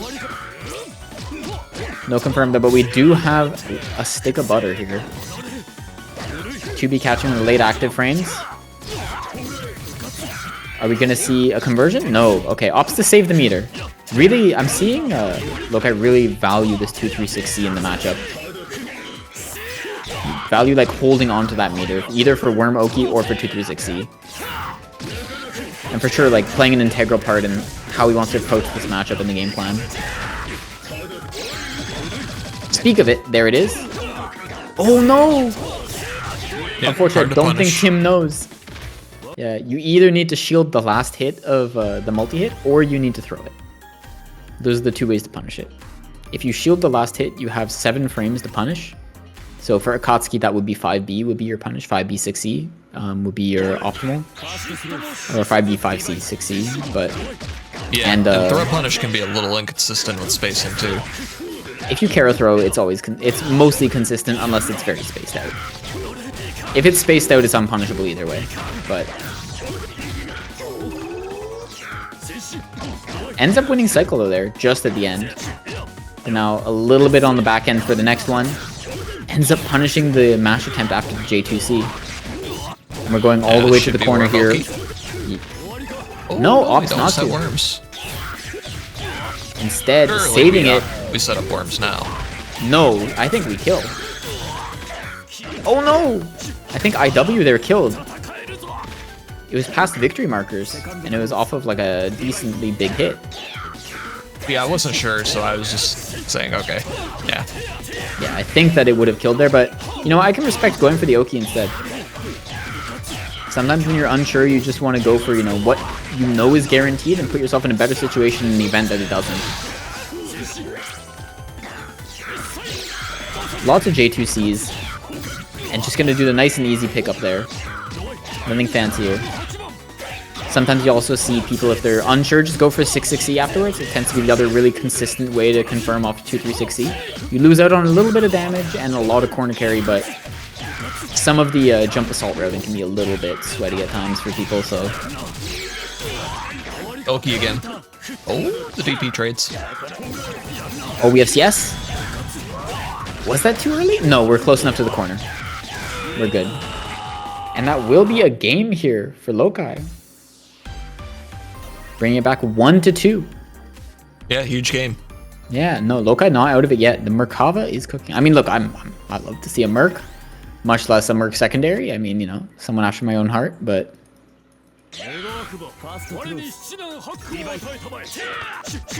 J6C whiffing Merc's awkward crouching hitbox there, kind of playing into Loci's favor. Unfortunate drop, and now we're just... You know what? Get on the stage. Just start pressing. It's working out, going into the corner, knockdown, no worm set. And Oki being a little bit less than airtight is going to give Tim a chance to mash out, but same thing happens right back a second later. Him taking Forple here. Saw the red miss, but didn't commit to the 2-2. And huge lead here for Loci. Tim's going to need to make something happen. Dash blocking and then gets thrown for his troubles. Isn't ready with it. It's a great way to deal with dash blocking. Oh, okay. We're converting. Big damage. That's a huge hit as well. And big grid. That's not even Vorpal. That's out of Vorpal? Excuse me? Yeah, it was 4.3. Yeah.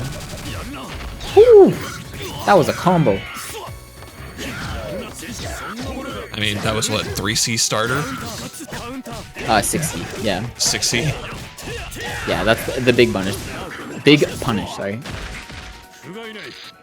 Dang. Potential last round here. Again. Ooh. Nice pickup. Didn't get the full Yeah, Akatsuki 6C does hurt. Ooh, that's gonna go a decent way. Never mind. A fireball whiffing.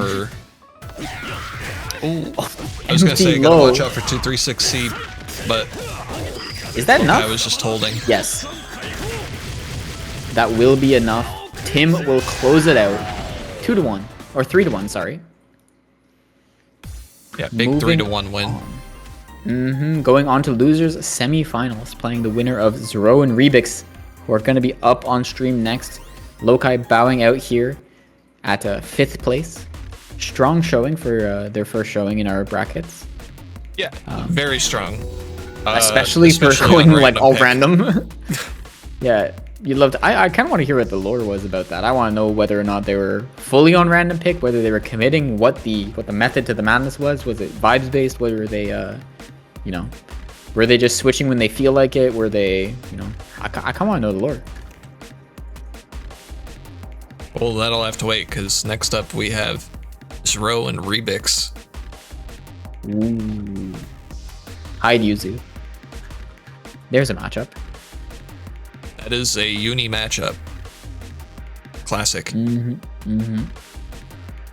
know, normal man versus big sword woman.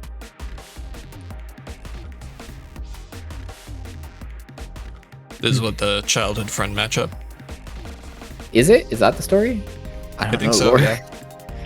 I couldn't tell you. Wait, are they meant to be the same I age? love bringing up lore to people who don't know it. Are they the same age? I'm pretty sure they're friends. Huh? Saturn, did Molly just call Hyde a normal man? Question mark. He's a normal man. I don't know what you're talking about. He's just a guy. He's simply a guy. I mean, I don't know. He's really good at being a guy, but he's just a guy. Oh, and we have the Joker Hyde as well. My goodness. Alright. Hyde, Yuzu. Lots of things can happen in this matchup. Hyde has a lot of burst movement tools, either with, you know, Assault, J6C or J2C. Yep. Has a lot of strong moves up close to maintain pressure that Yuzu's gonna have to find options like 4B that are pretty committal to deal with.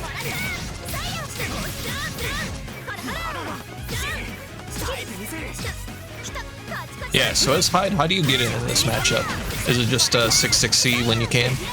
Exactly like that. You're gonna get in either with 6-6C, you're gonna get in with Assault, JC, J2C, J6C, or you're gonna get in like that with Palebringer. I imagine there's a lot of strike throw going on too.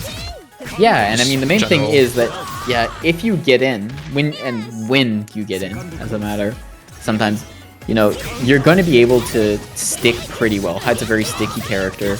Your pressure tends to lead into advancing things on its own, either going back into 6-6C, you know, chasing down, and 4B is a good option to stop like those kind of preemptive, big advancing things like 6-6B, 6-6C, 2FF, things like that. But this is definitely one of those matchups where Hyde can't really just reliably get in using Fireball Run-In, you know, which is very often 2FF or Fireball Run-In is a lot of what the bread and butter of Hyde's game plan is going to be. And this is a matchup where if you do that, you are going to get hit with 236B into a big combo. So definitely has to play a lot more around spacing in the mid-range, burst options. But for sure can play around, you know, laser when you have 100 meter. Can play around Palebringer when you have CS in 100 meter. Things like that. Can play around, you know, 2FF if you're outside of that, if you're outside of Bato range. You definitely can. And 3C, great normal that hits both sides for when you use these up in the air. Ooh! Unfortunately, doesn't pick up. About to ask, how does Hyde deal with Yuzu up backing in neutral? Is either going to deal with it with Fireball into B follow-up, the little flip dive that he does. Oh, Palebringer on the unblockable. Says, no, not today, I'm not getting clipped. But you're going to deal with it mostly either with Rekka is the main one, with 3C, or with B follow-up to Fireball. All three of those are air unblockable. And they are very strong tools. You can also deal with it with just doing J2C or J6C. Both of those are very big buttons that can contest in air-to-air situations, just like that. Yeah, so it's just gonna depend on the situation, I guess. But for sure, I think Hyde is definitely a character that you could say has a button for almost every situation. You know, has very strong, large, you know, 5-framers, or 5-framer, has a very large 5A for, you know, doing stagger pressures and stuff like that. Very strong 8-framer and 6B that leads to a lot of damage.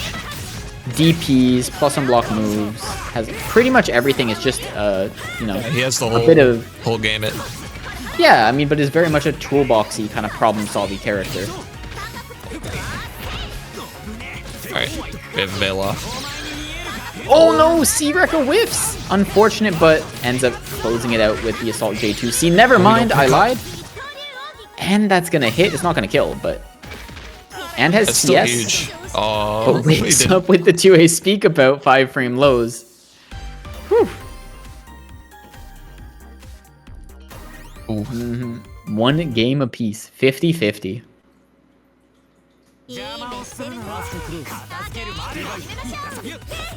Right off the bat. Starts approaching, and there we see... Tries to get over some... You know, one of the options that people often use to deal with A Fireball can be jumping out. And B follow-up, for sure, is the, you know, the go-to answer for it. If you have the meter or the Vorpal to be able to back it up and stay safe, or plus. Otherwise, it can be a pretty risky option. But when you have the, you know, the luxury of meter, something to consider, but not on the table here because we're about to see Zero clean up this round with IW. Gonna have to spend it all for it, but... Hey, you're happy to spend that meter if you're Yuzu. Exactly. Immediately goes in with the 2-2B. Speak of arrow blockable things that Hyde has. Oh my goodness, C-Rekka just for corner carry says enough with this TPing thing. Oh, the grip break on the assault. Unfortunately, wall bounces with the with a 5FF, so... And doesn't tech out of the combo. Lots of meter here, but no DP! Yeah, I don't know what Rebix was pressing there. Oh, they don't convert. I'm not sure. I think tried to dash out or something. Does have CS for wake up if he wants to spend it, but... that should be it. We're just getting hit on wake up. Specifically on lows. What was that? Was that 3C? I think that was 3C trading with 6C. Unfortunate. Had the right idea. It does hit behind you. Just a little bit late, I think. That's going to be 2-1 here for Zero. Going up over Rebix. Potential match point here.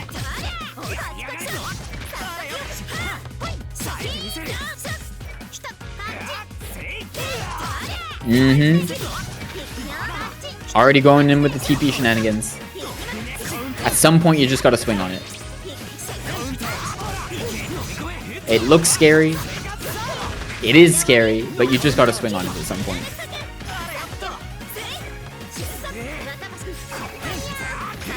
Alright, capture the 5B, but no pickup. Great block on the overhead here from Zero. Oh, unfortunate. Catches the startup of, I think, 2-3-6C. With 2C. Yeah, that seems right. Yeah. Catching the air with 2-3-6A. Now this is rough. Zero's going in with a full bar. This is very much a case of I think Rebix isn't comfortable with how to get in over B-Bato. Oh, unfortunate. Not that much damage, but this is going to be a lot of damage. 3.5. Punish that. Oh no! Oh, it's so punishable. Got baited by the red mist. Unfortunately, red mist on Yuzu doesn't mean anything. Yeah, you gotta be real careful with red mist against Yuzu. Yeah. It can really mean anything. It can be TP, it can be leaving stance, it can be, you know, cancels. But this should be enough if you pick up. Oh no! And then gets clipped. That is the game. Oh my gosh, 3-1 for Zero. Cleans it up Off the drop from Rebix. You hate to see it.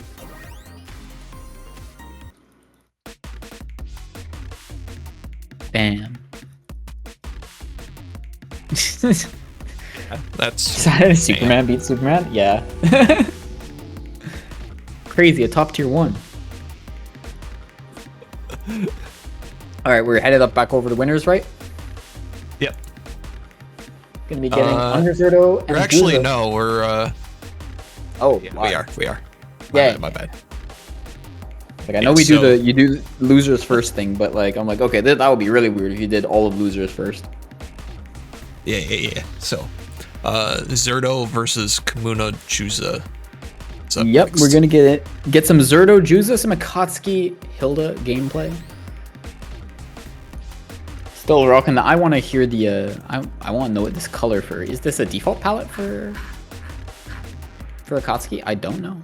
That's not default. No, is it meant to be something cannot then? Be default. It default looks is like a white jacket. No, not default. I'm saying, is this one of the default colors? Or is this a custom color? Maybe. Is what I'm asking. It's a custom color. I just looked them up. Because that is the hair from the Nintendo Switch color. Okay. I don't know what it's meant to be, but predictions up. Put your bets in. Let's see my spot what Who's gonna take what it? the colors are from. It is the Fighting Blaster top with the switching contrast hair and the pants from I think Western Traveler or Cloudy Weather. There you go.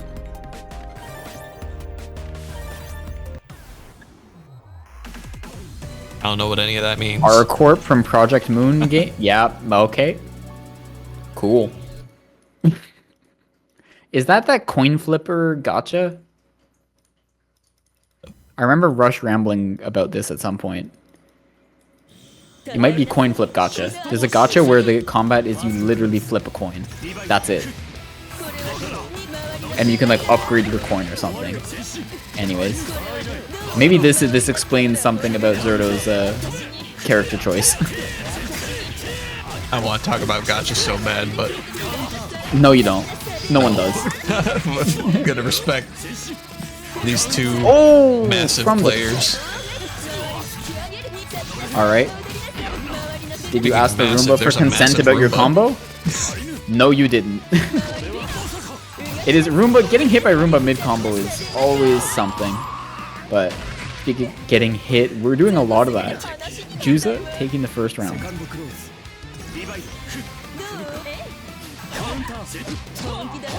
Dashes up, catches the preemptive, and that is part of this matchup is going to be Akatsuki trying to get in there. Your buttons are faster, they might be smaller, but when you're in close, almost all of them are strictly better. So really wants to get in that effective range really quickly, where 2C is going to be just the tip, 5E is going to be just at the edge of that range. Your fireballs are going to be plus. You're going to be able to threaten Bitatsu, 6C, CVOs to keep it plus. Yeah, and he's gonna be able to spend to keep himself plus some more. But now you're getting put in the blender. Double pin? No, single pin into restand. However, unfortunately gets clipped by the Roomba. Great Okay, blocks. good blocks so far. Oh! Unfortunately dashed up under it, but one hit left. Nah, that's gonna kill. Oh, No. never mind. You have no. Never mind. Yep. 2-2C is a combo tool. I thought that It's was the end. Nope, no. It goes on for a long time after that as well. It's just a full combo after that. 2-2C is often a stabilizing tool because it OTGs them. So if something is looking like a very wonky hit, it drags them down from the air so that you don't have to worry about juggles. So good awareness to change it.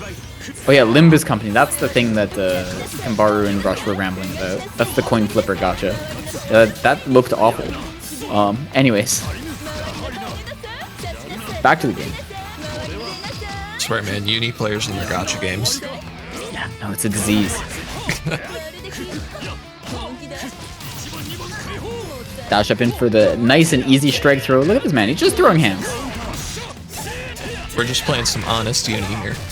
Honest, I mean, he's there with his 2 hands, his 2 feet. You know, and a little bit of the static electricity from his bed sheets. Okay, block on the overhead, but not on the low. Yeah, Juza just being so tricky with how they open.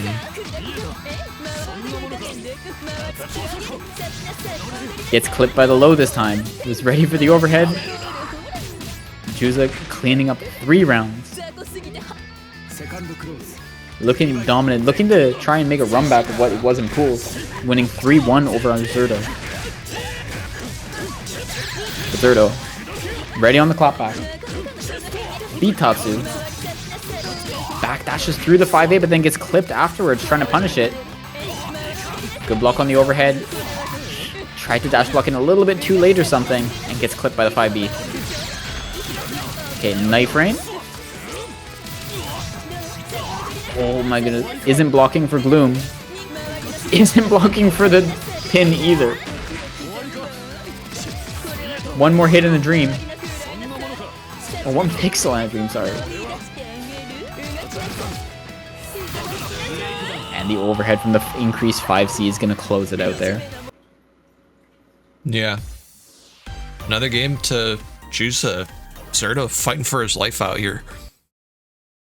Really doesn't want to get knocked to losers. But may have to. We'll see if he can turn it around. Still has a game to work with.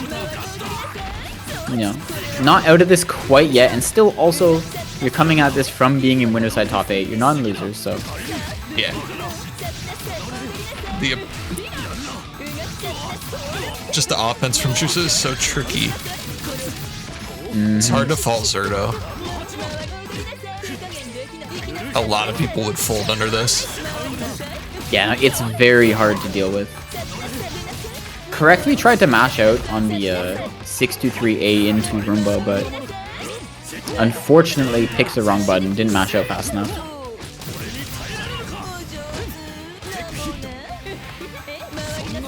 Ooh, 5BB. But shields on the 5C. 1 round left. Juza could take the spot in Grand Finals right now. Oh. Okay.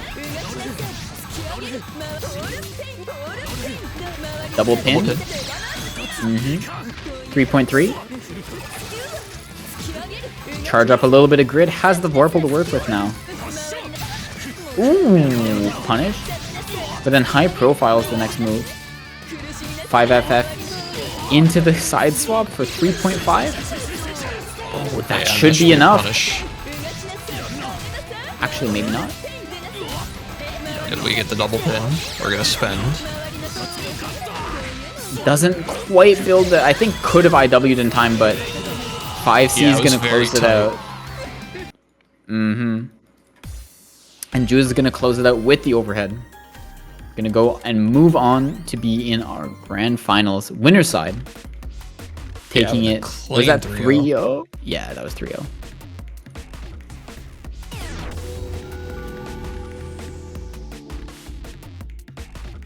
Meaning we're gonna be heading back over onto the losers for our semifinal. Zro versus Tim.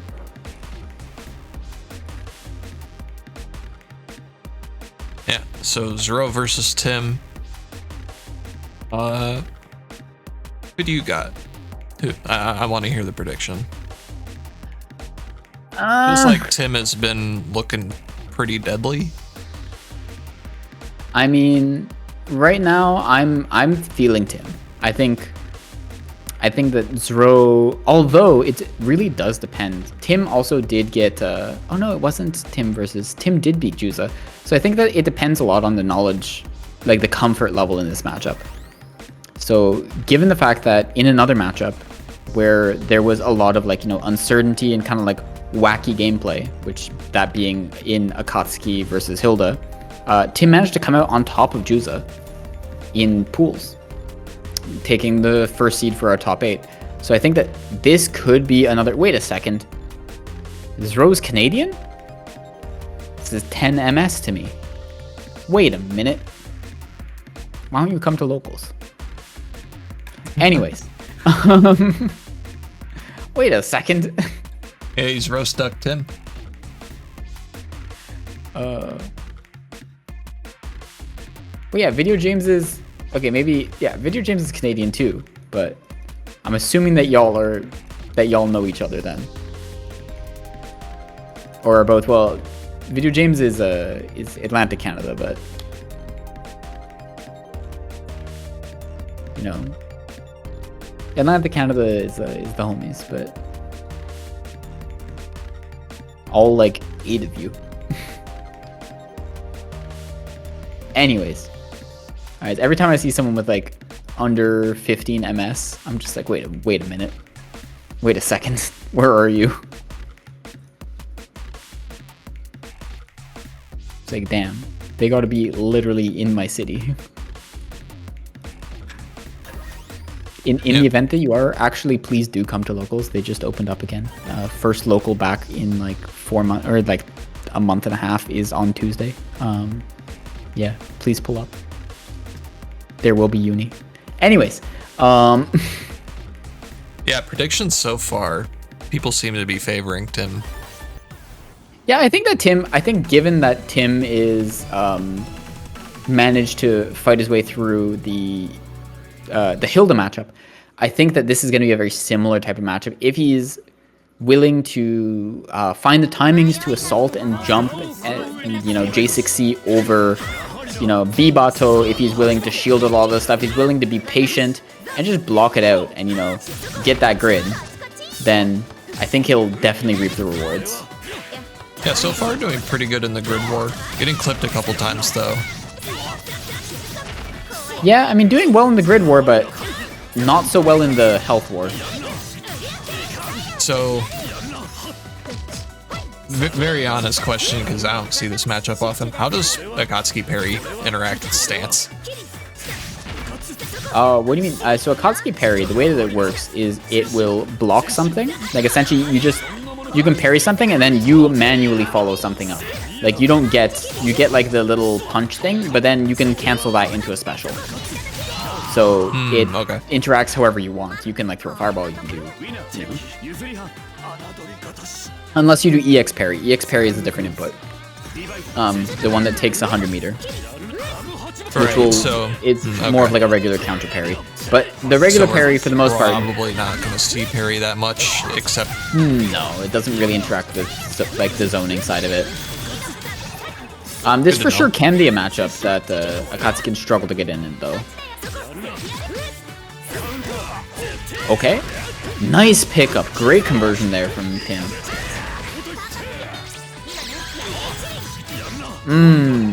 Yeah, that's worth the meter. Yeah, no, for sure. And Zoro looking very comfy. For sure, looking extremely confident. However, is only one hit away from death.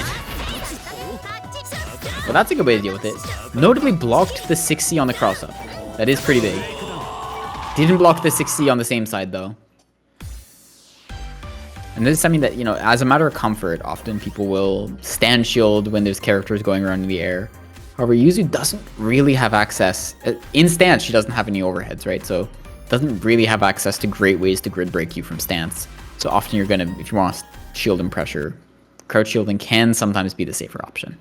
Yeah. So that 6C doesn't blow you up like that.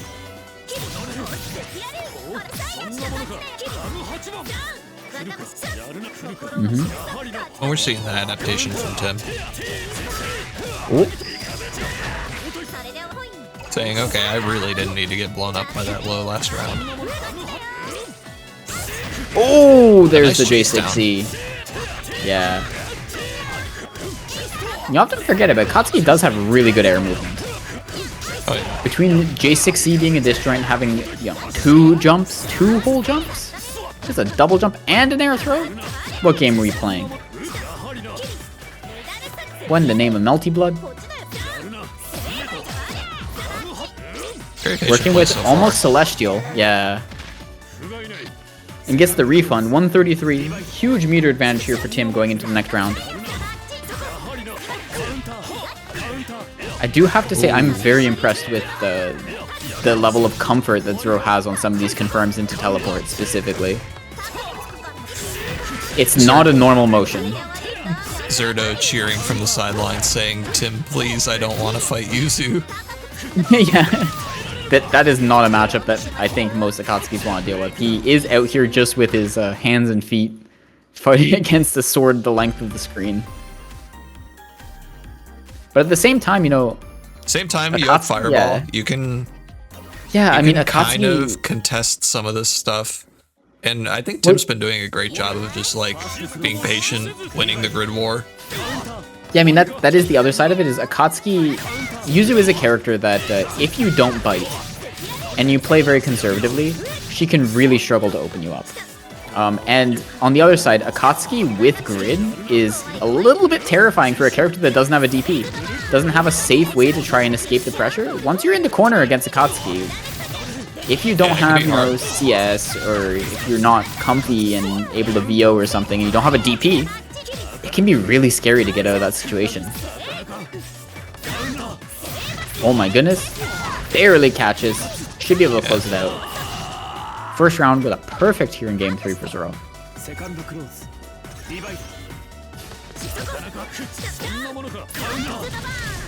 Ooh. Should send a corner. Didn't feel like just about, but unlike Johnny, despite the similarities in design, it is not Mistfinder and does not slash projectiles, so projectile is going to go straight through it. Same way Tim bringing this user straight to the corner. Set up the fireball pressure and catch in the air. Oh my goodness, alright. Most American resets I've ever seen. But it works out, baits the VO. Closes out the round, and with 200 meter, baiting the VO strips the entirety of that EX gauge. Yeah, that's huge. Yeah, we're working with nothing this round here for Zero. This is a very comfy spot if you're Tim. Yeah, full tank of gas for Tim. And this is the situation where, as Yuzu, like, you are terrified. You kind of go, yeah, very bar well something like that by Zero. Yeah, you just extremely patient play, you know. Ooh, yeah. Caught that. Oh, that was dead. Blockable. That was dead if he hit that. Dear Lord. And Tim for sure, more so than we saw in the last couple games, or the last game with Zero, not afraid to just let it swing, you know? Oh, great 4B. Just put out those 5Bs and stuff like that, but Zero one hit away. And has Vorpal to work with too. Gonna have to be dash blocking way in. Over on the other side, I think. Oh! Is that enough? Barely didn't build the bar. Alright. One more hit from either side. Trying to get some Zero's TP. Just trying his best to open him up. Oh. Wait, but Tim has... Oh my goodness. And read the red mist bait. That's crazy. So Yuzu used backdash to bait red mist, because in stance itself counts as red mist. So backdashing in stance counts as red mist. Read that the red mist was a dash, wasn't an actual move, and then went for 236C instead to catch the dash. That's crazy. On backwards TP would have gotten C Rekka as well. So OS did. Or sorry, not C Rekka, C Tatsu. Dear Lord, I really would have caught either. His brain. That's crazy. Well, it would have lost to literally anybody. If Yuzu was pressing a button, that lost. That's the crazy part about it. Oh my goodness. Shimmy. Okay. Almost a lot of damage. This is a lot of damage. This, no, it won't kill, but... That will. Here's the throw, yeah. Potential last round here for Tim.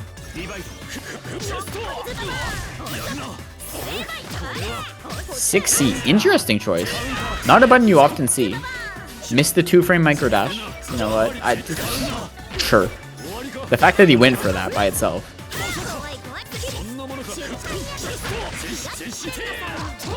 Oh my goodness. There's so Grid many break grid on breaks both happening. sides. No one's getting Vorpal. Never mind, recovers just in time. And loses the grid break state because of the Veil off. So is going to get Vorpal as well. Oh my goodness. And Celestial here on the table for Tim. This is huge. But he gets Unfortunately, gets the 2C.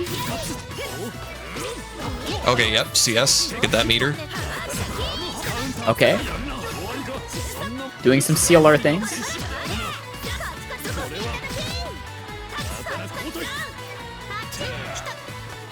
Okay. I don't know, I'm just waiting. Yeah, I mean, like... I'm Tim. Again, I'm just buying my almost time. CS. Whoa! Yeah, no, hit. you're projectile immune. This should be it. Finally get the close range parry. Yep, into IW, close it out. So for Tim to take it 3-1 in an extremely close game. That was, I am very impressed. I'm assuming, I don't know if Zero is new to the game. My gut tells me no. Or like my gut tells me that Zero used to play like Uniclear or something and then is getting back into the game or something, just from like the way that they're playing. If they're new to the game, that's incredibly impressive. Yeah, honestly, very impressive run. Yeah, just like the way that they're like the comfort level with some of the movement options and like versus the level of like combos versus the level of comfort with movement is like very much heavy on the movement side of stuff, which is makes me suspect. But if they're new, then you know what? Honestly, you're a stronger gamer than I to not just sit in the lab. I mean, either way, add another to the list. We have another Yuzu on the block. You love to see it. A very popular character, I mean, but I mean, recently we've been missing some, you know, there's not that many around anymore. But no more in this bracket, at least for now, with Tim taking it 3-1 over Zero. Yeah, and Tim will get the run back.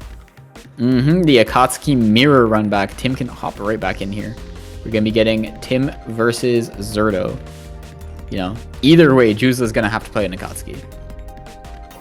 Yeah, and the last set these two played was pretty close.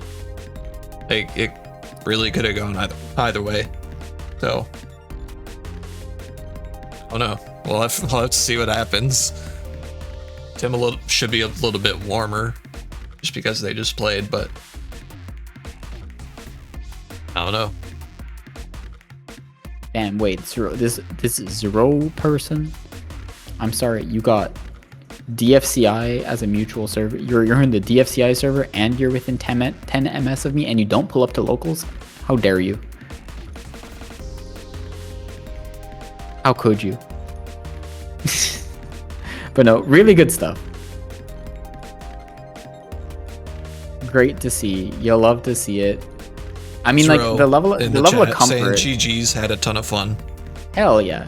I mean, like the level of comfort was really impressive. That's the thing that like really stood out to me. Honestly, really cool showing. Love seeing new people make runs. You're Ontario, unfortunate. Never mind. I was gonna say you must be like close to the border, because I help run the scene in Montreal. Is the reason I bring it Prediction up. up, by the way.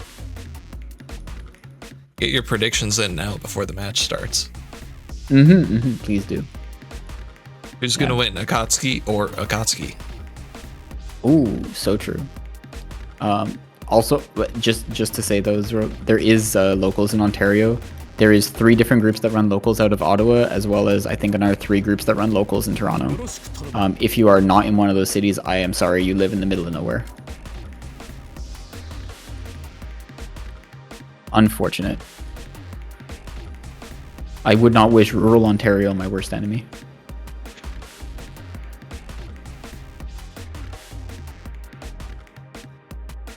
Anyways. That's crazy, 15 millisecond ping though. 30-minute drive from Toronto? Oh yeah, no, the Incendium boys and the Toronto top tiers. There's there's also No Style. There's 3 groups that run locals out of Toronto.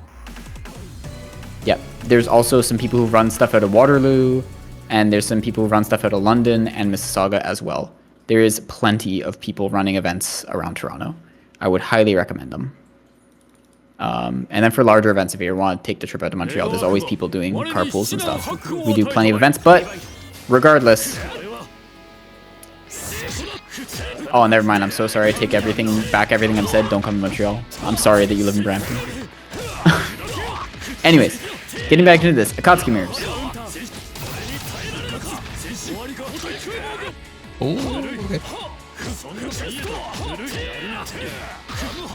Yeah, just Akatsuki things happening. I mean, I don't really know what to say. We also did see the type chart color switch as well. Yep. Him sitting on a fat Vorpal here. Oh my goodness. Again, the Vorpal play here from Tim looked really good. This should be enough to close it out, but unfortunately a Fireball doesn't hit. Cursed it a little bit. The JA! My goodness, looking like DJ in Street Fighter 6. Just throw it the little knee.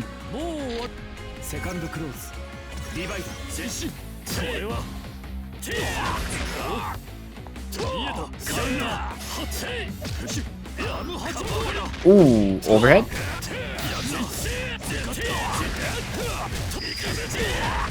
Him looking very clean so far. Zerdo's gonna have to find some way to break this type of pressure, but catches the backdash. That's one way to start it up. Oh my goodness, unfortunately. No, he put him back himself back in the corner. Gonna whiff into IW. Gonna get the Oki afterwards. And Vorpal as it takes up. Oh, that should be enough. Just the 3D. Tim takes game 1.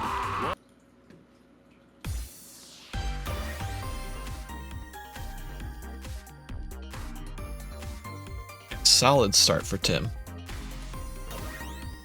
Mm-hmm.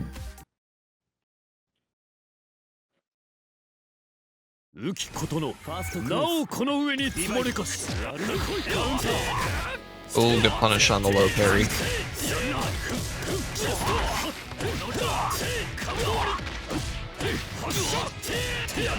Yep, we like a good meaty.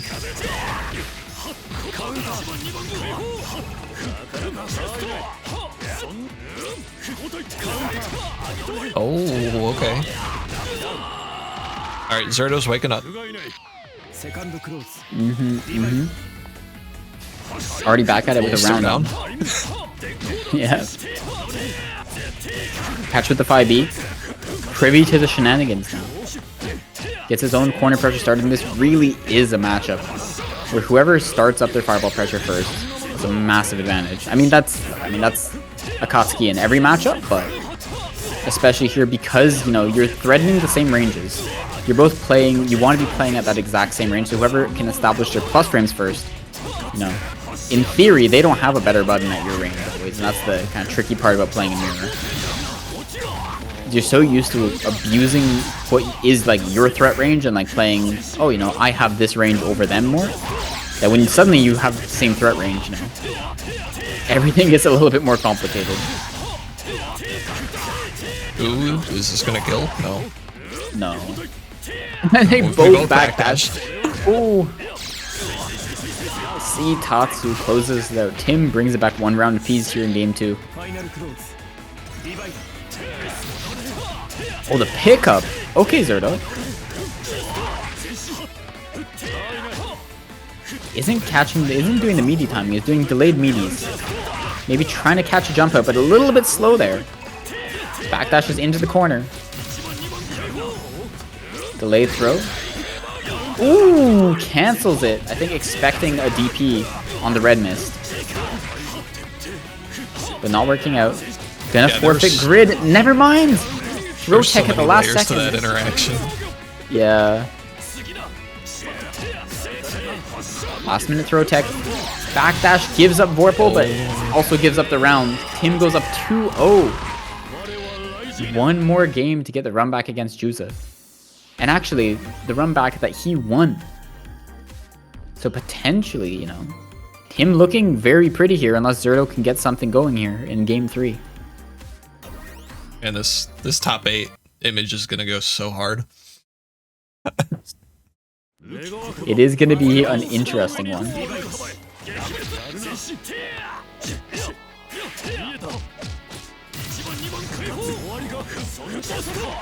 How many Akatsukis is it? We just need a loci to random onto Akatsuki.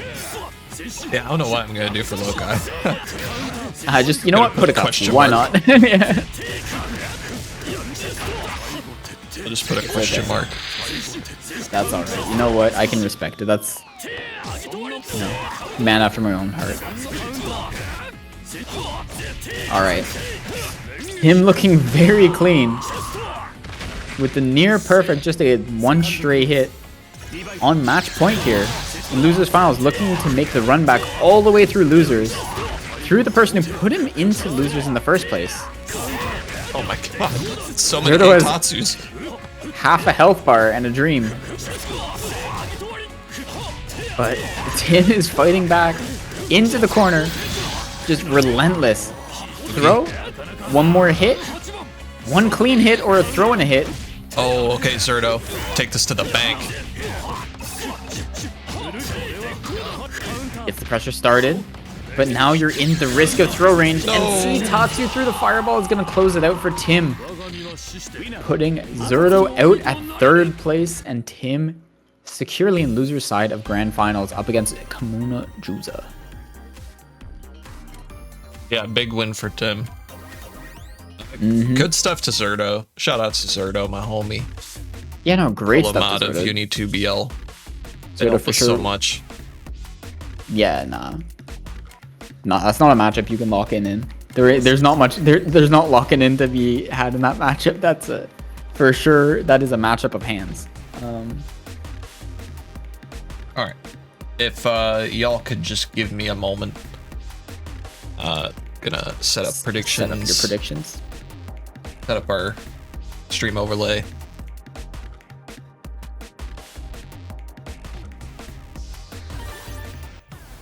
Nope, we're going right into it. Okay. Well, we are gonna be straight in. Yeah. We want to speed run this. They said it's late. I got stuff on tomorrow. Have a Sunday dinner, Sunday roast that needs to get de-thawed or something. I don't know. Perhaps roast duck. Immediately in with a 6B, spacing out some buttons, but Tim just sticking onto this Hilda. Backdash, fireball, get the fireball pressure started, and Hilda doesn't have a great way to deal with this. All of her mash options have to call out between some kind of like jump 6C or just dash up low. And she doesn't have a great way to cover both, so have it put him into the corner. And now Juza gonna get full punish off of B normal. Yeah. And JC dive. Yeah. Oh, weird restand. Unfortunately, didn't hit the sweet spot.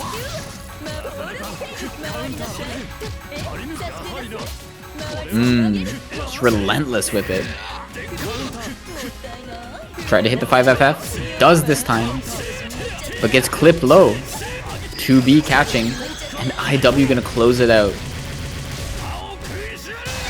I think could have just spent the CS, but sometimes you want to stay safe. You don't want to have to think about it. Smirks your IW always works. It's bulletproof. Yeah. When in doubt, IW. No reason not to.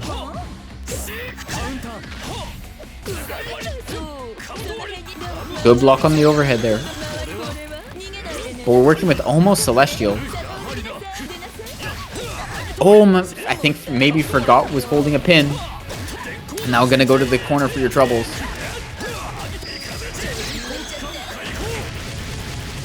IW into the OP. Yeah. And gonna get the Celestial, or not, the Vorpal afterwards. Let me not get ahead of myself. No Celestial on the table yet. But getting close to it, only 1 bar away. Game's gonna end though before that happens. Yeah. Gets the empty low and closes out the first game convincingly there. Tim up 1-0 in this first set already. Yeah, that's a big win if you're a Tim fan. You need that momentum. Lots of Tim support. You love to see it.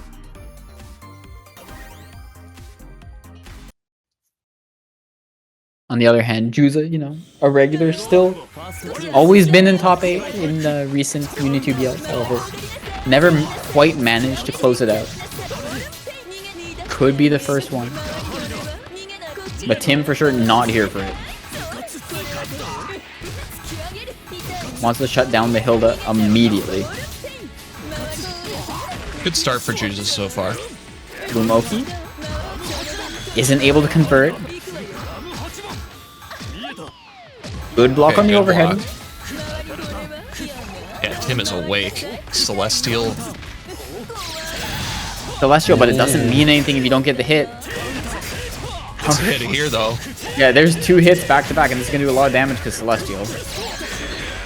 Oh, Never mind. Plus, yep. This should kill. No, we drop. Never mind. Oh, but unfortunately, Juza drops as well. Is awake. Ooh, okay. Yeah, dies with CS. Immediate dash up zero says, I see you dash blocking. Wants to shut off dash blocking as fast as possible. Unfortunately gets caught green shielding.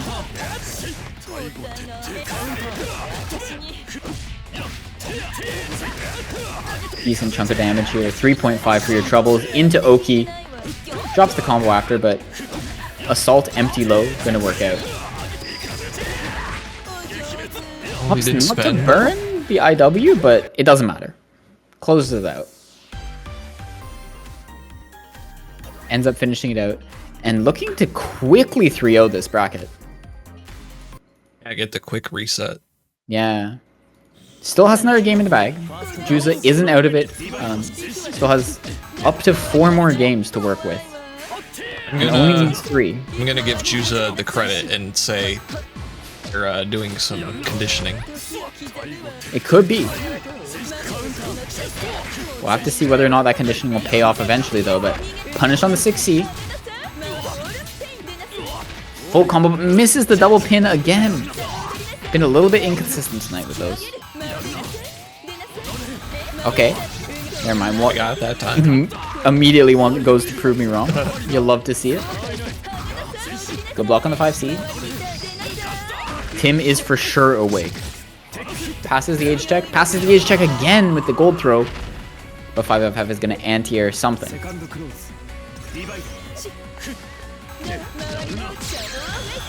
Okay, gloom down. Yeah, we clip him with overhead. Unfortunately, drops the combo immediately after, though.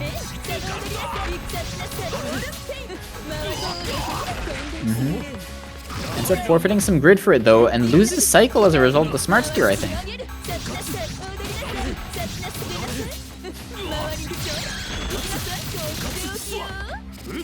That is one thing that I think might need or might be worth considering is that while smart steer is a great ender very often, it is also something, it does forfeit grid when you do it at the end of a long combo. And sometimes in situations like that, you really want the grid, especially in matchups like this, where cycle, playing around cycle can be huge. Even more so than most matchups. Yeah, maybe just go for more standard ender than... Yeah, you can just go into pin. You still get your Oki, you just don't get quite as much damage. You're trading off damage for grid. Which when you're far behind, when you're not contesting cycle, is fine. But it can be pretty risky when you're giving up cycle for that little bit of extra damage on pin. But I also don't know. I can't talk on Hilda combo theory these days too much, so. Big punish, 5B. 2.8. Oh, the empty jump low. Again, yeah. Spirits of Zerdo. And we really haven't seen the overhead. It's just, unfortunately, Juza isn't getting comfy on the fuzzy blocking that, or fuzzy mashing it, which is I think what the ideal would probably be there. But fuzzy mashing can be a little bit hard. And that's going to be a big reset.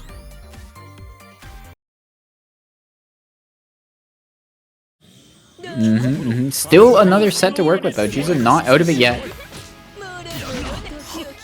And off to a good start for this one already. Never mind. Gets Bitatsu. And a little bit too high. A little bit too high for the 3C and a little bit too far for the 5cc. A couple of awkward stray hit confirms. And lots of blocks have given Tim Celestial already.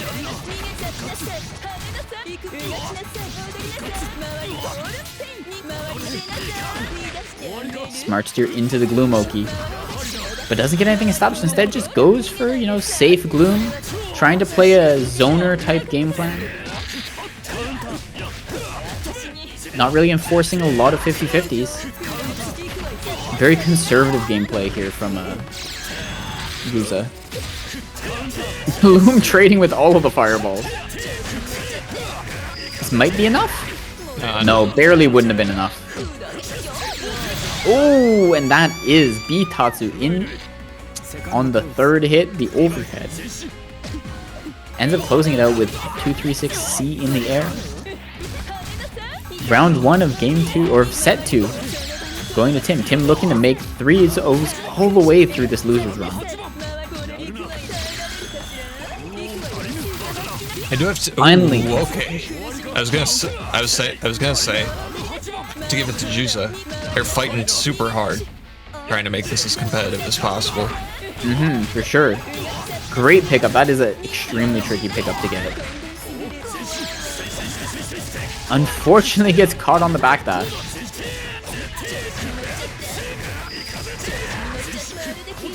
And now you're all the way in the other corner. Oh no, 6C punish. Okay. Decent amount of damage.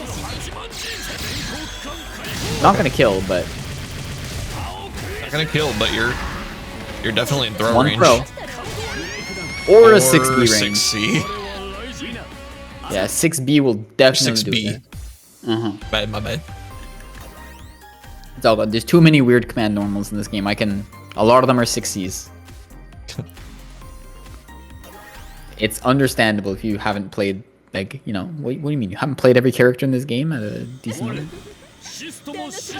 6B very fast though. 25 whole frames. 25 whole frames to start up. One of the faster instant overheads or standing overheads in this game. Gonna take game 4.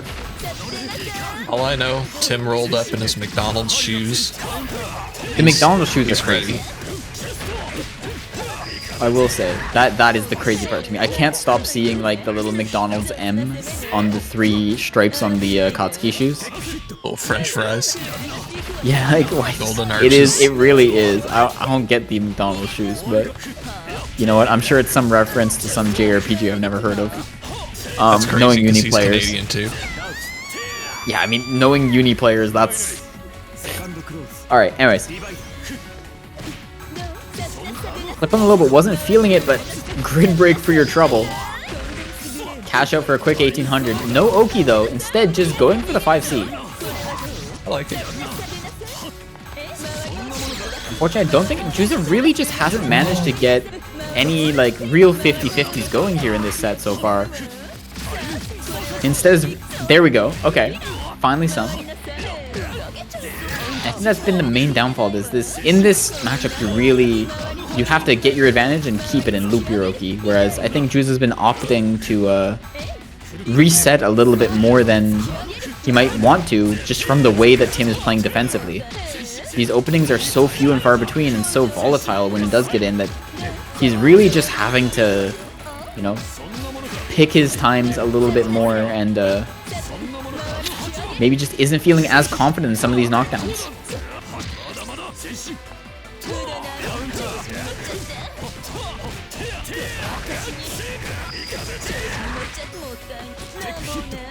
Great delay tech there, and again closes it out. 1 round apiece here.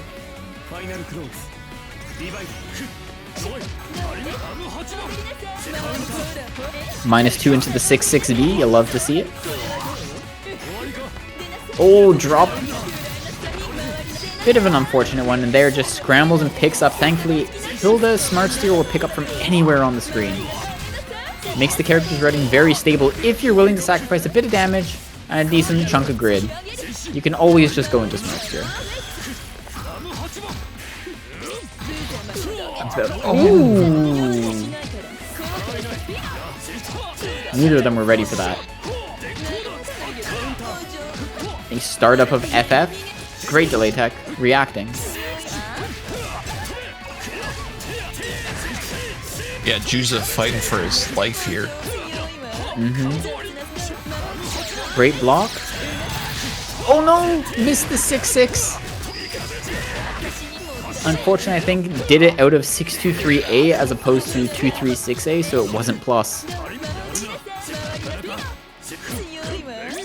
It's one of those things to look at in VOD. Very dead. Oh One game away here for Tim. Juza fighting back, getting some rounds on the board, but even hitting the room limit, unfortunately, because it hits 5-0 straight. Actually forgot that when I closed out and reloaded from earlier, Reset it to just reset the room max settings. 5. Yeah. Yep. You're good. It just builds dramatic tension at 5 wins on the reset, you know? Yeah, true. So going into potentially our last game here of the whole tournament. And Juza starts off immediately with run up J2C. Trying to bait some kind of throw option or maybe a low crush. Unfortunately, a series of events following that is going to put Juza in the corner, fighting for his life in this last game. No pickup air throw, a little bit too far.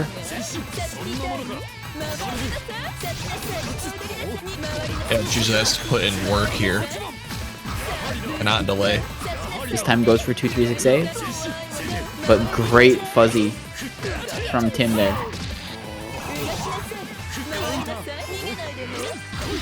And these straight hits are so unfortunate. Low parry into side swap. Oh no, grid break on the 6B, that could have been it, but instead is gonna get a little bit of robbery here. Bitatsu gets to smuggle 200 meter into what could be the last round of the tournament. Plus frames on 623B. Okay, we gotta convert. Double pin. Unfortunately drops it. How'd that drop? You gotta respect Juza for going for it. Despite them being inconsistent, you know, despite not having the best consistency on them tonight. Finally goes for the overhead, but doesn't convert into a larger hit. Okay. And again, just kind of scrambling. Losing out on a little bit of damage, I think. Huge life lead, but Tim's about to start chipping away at that real quick here in the corner. And has almost Celestial on board. This hit will decide everything. Oh. Great blocks on the empty low. Great fuzzies. Mashes out. Unfortunately misses the mix-up. Bitatsu. Almost closes out. Plus frames. Oh, survives with a pixel. Smart steer. Off the 5BB. Keeping us on the edge. Oh my goodness. Went to last hit so many times there. Once again, but still, Juza can't breathe. We're still in the potential last round. Restand? Okay, we're covering approach. Yeah. A little bit slow on the mix-up. That's one thing that I think Juza really could stand from, you know, speeding up the pace of these mix-ups a little bit. Or at least is like switching it up. Okay, big punish on the 6-6C. Gonna go for side swap routing, right? Yeah. Set up Gloom. One more opening from Tim and that's it. Juza has to play perfect. Yep. Has IW as well to make it happen. Oh, oof. Okay. That's okay, good. one more opening from Juza. But the same thing goes. One pin misses. And now, this is really scary. Has CS, so one C-Tatsu threw a fireball. And it's over. Whoa, the Gloom tracked the 3D. Yeah, unfortunately, Roomba has a mind of its own. It goes where it wants. Gloom is, Roomba is not something that Hilda controls. Fun fact, in case anyone doesn't know how it works. It just kind of goes where it feels like. I have no idea how it actually works. Maybe there's like a preset path or something, but it just kind of does its own thing. Anyways, working out great there. Yeah.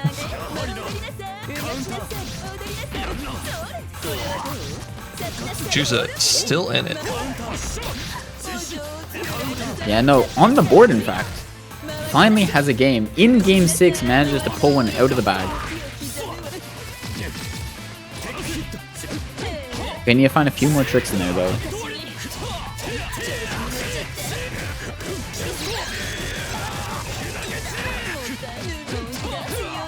Looking at the edge Celestial here for Tim. We're gonna fight out of the corner, side swap into Gloom. Ooh! Unfortunately, Gloom doesn't care about your C fireballs. Non-discriminatory fireballs. Yeah, Juza all of a sudden with a second wind. My goodness. Pick up into Smart Steer. A golden wind. Sure, a lot of the Hilda routing has kind of been changed by the advent of like the Smart Steer changes. It's made a lot of things a lot more stable. A lot of hits that previously were a little bit iffy now just cost a bit of Vorpal. Speaking of Vorpal, we're losing it here for Juza. Tim looking at a lot of meter, potential IW here. Almost any hit bar a throw is gonna kill here on the next hit for Tim. Oh, the 5A whiffing just and that slightly. Opts not to spend the meter, instead just saving it into the next round. 200 meter here on another potential last round for Tim.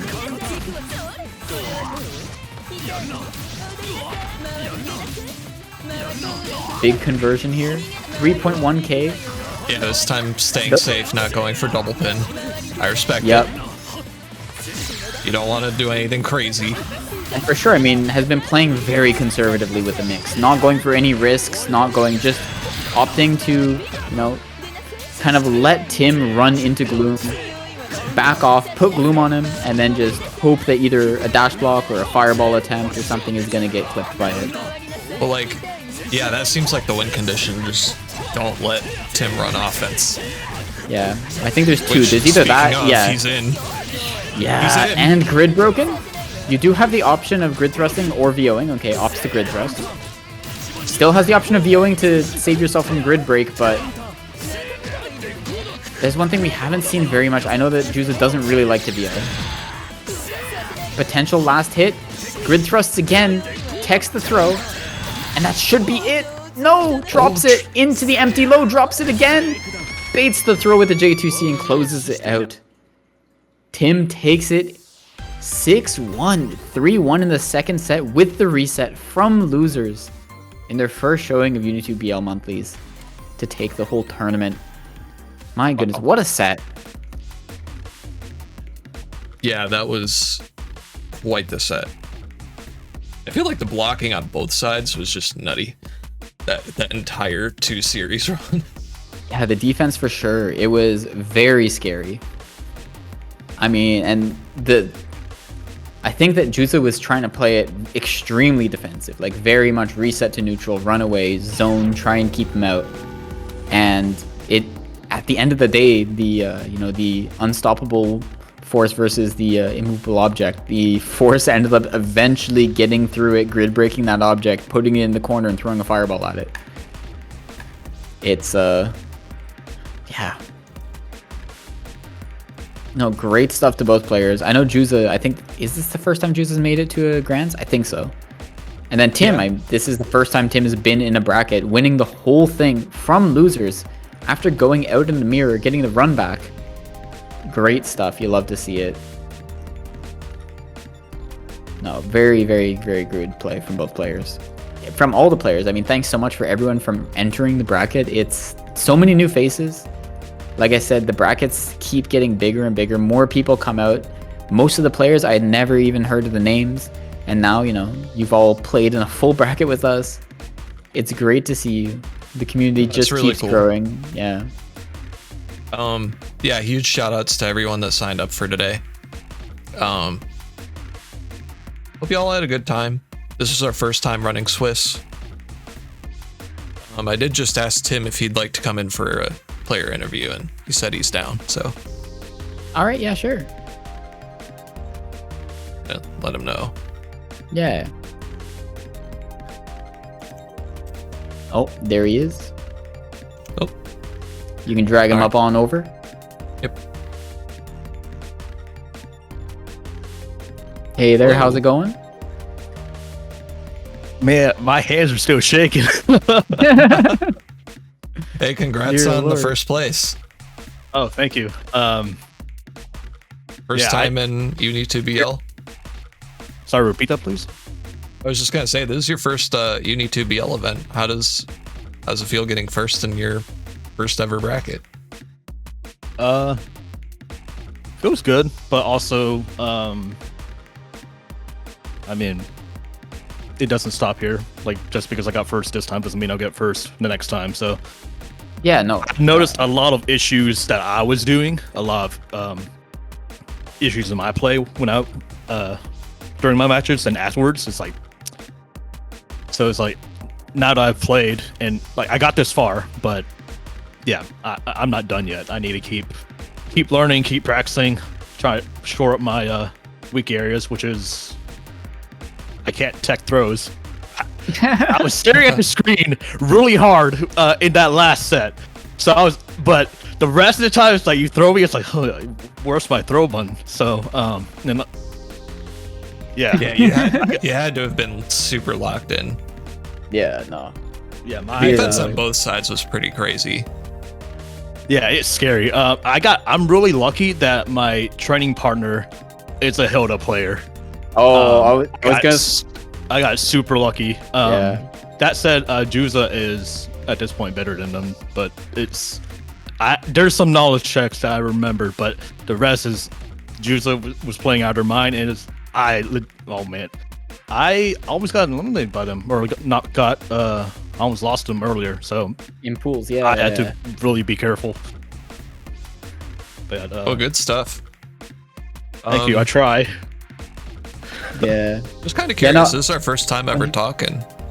It is. Did you end up finding out about the UNI2BL community? So so I'm in the main Unicord, Yep. and I started playing Under Night 2 this year. Well, they released this year, but yeah, I started playing it and learning it for real when it released. Well, after the matchmaking issues got fixed. But I found out about the Unicord, and then at some point, someone posted the beginners lobby to this Discord, the link to this Discord, and I didn't pay attention to it then because I was like, I just need to learn my character. I need to learn like just basic B&Bs and tech and stuff. And now,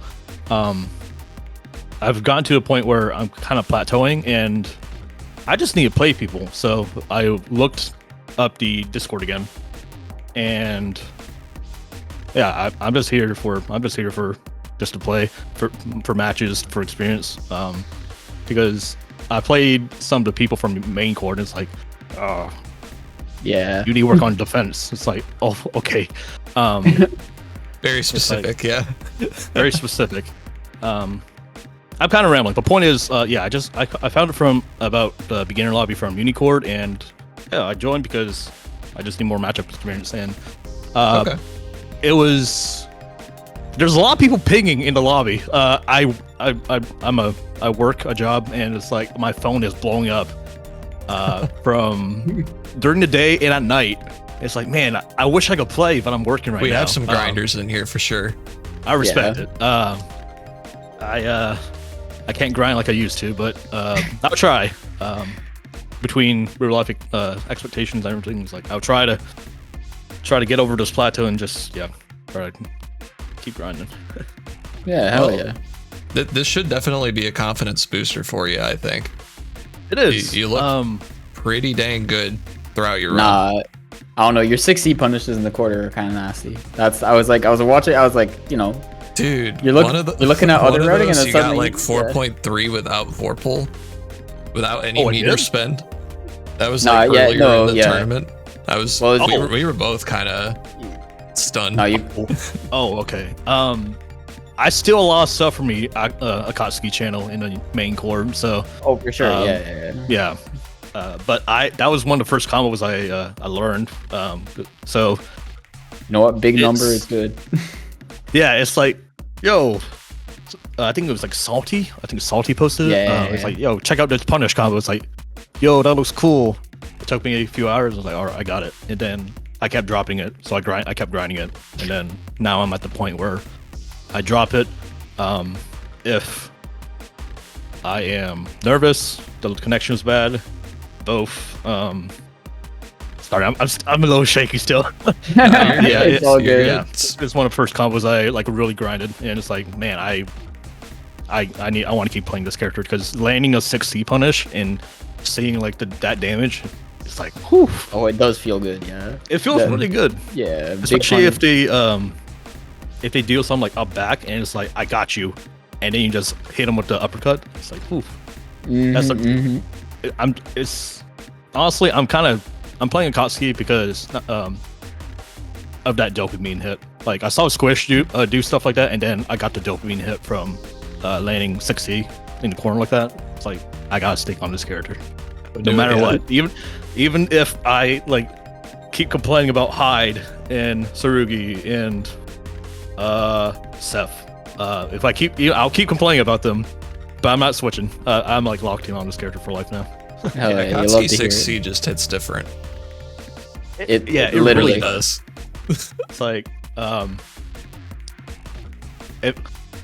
if they adjust Akatsuki, they should make it so that 6C lowers his hurt box. That'd be really cool. So you just make it an anti fireballs or something, and then just that'd be cool. Just make him go along the ground, and I don't know, maybe say Bandit Bringer or something. Yeah, just give him like a clean hit mechanic. Yeah, maybe Sidewinders in the air or something. Or I don't know. Maybe. Jokes aside, Akatsuki's in a good place, and if whether or not he gets buff or nerf, I'm happy wherever he is. But also, I'm not good enough to make informed comments. So basically, let's just say 6C feels really good, and I'm glad I played this character for 6C. Yeah. Underzerdo in the chat says, give Aka wild throw. Damn. Okay, Zerdo. Okay. Give Aka wild throw? No. I can't react to throw. I can barely react to throws. You give him command grab, I'm going to be like, oh, I could hit people with this command grab. And then I played a mirror. Zado gave me the most trouble because I played the Akatsuki mirror like twice. And it sucks. Yeah. Oh, no, mirrors in this game are different. They suck. I love like the Soul Mirror in Plus R and Exert, but I play Akatsuki Mirror and it's like, huh. So this is what it feels like to be hit by the stuff I do. Yeah, it's like, damn, this character's kind of fucked up. It's a little bit. This character is some bullshit. Yeah, just a little bit. So, please don't nerf him. I had to before, this was my first time joining, and guys, I appreciate appreciate the format because it I don't know if we're allowed to, but I did go back into replays and study a bit in between matches. So for sure. No, it's all good. This is all here to people with improving and getting some competitive experience without like too much stakes. It's like I get people exposed to the competitive scene without really having to go into the deep end of like having to go to like a local or having to go to like a major. This mirror is some insanely unhinged. Yeah, it's true. Like, but not to divert from. I also part of the reason why I also joined this monthly is because there is a local near me that occasionally runs Under Night, and I just want to be ready because I went there one time, and my nerves were my hands were shaking, my spaghetti was falling on my pocket, my controller was disconnecting, my mental state and just everything It's was real. just out of whack. So this real. part was to give myself like what you said, to give that to get that competitive experience without like much stakes. Yeah, for sure. You have to put in the hours of the mental side. Like you put in the hours of like playing in brackets, and then eventually it goes away. Yeah, like, exactly. But also what Zato said. Yeah, this mirror is some insanely unhinged stuff. Yeah. I remember looking in the Akatsuki channel, and they're like, "Oh." So at the time, I was like, "This mirror is really fun," and people were like, "Oh, I hate the mirror." And now I understand. I understand why they hate the mirror. I kind of hate it too now. I think everybody in this game dislikes their mirrors. It's it's pretty fun. Besides VAT players like mirrors. I don't know why. It's just a shooting contest between them. The AB fireball ender, that's normally +8. In the mirror it's -3 if the Akatsuki parries it. So I learned that later, after I got after I got knocked to losers. That did not feel good. Damn. Yeah, now I know, and I'm gonna practice the mirror. I'm gonna hunt down other Akatsuki players, and I'm gonna be like, "Yo, fight me." Yeah. Well, look, we hope to see you back here, like next month or in the future events.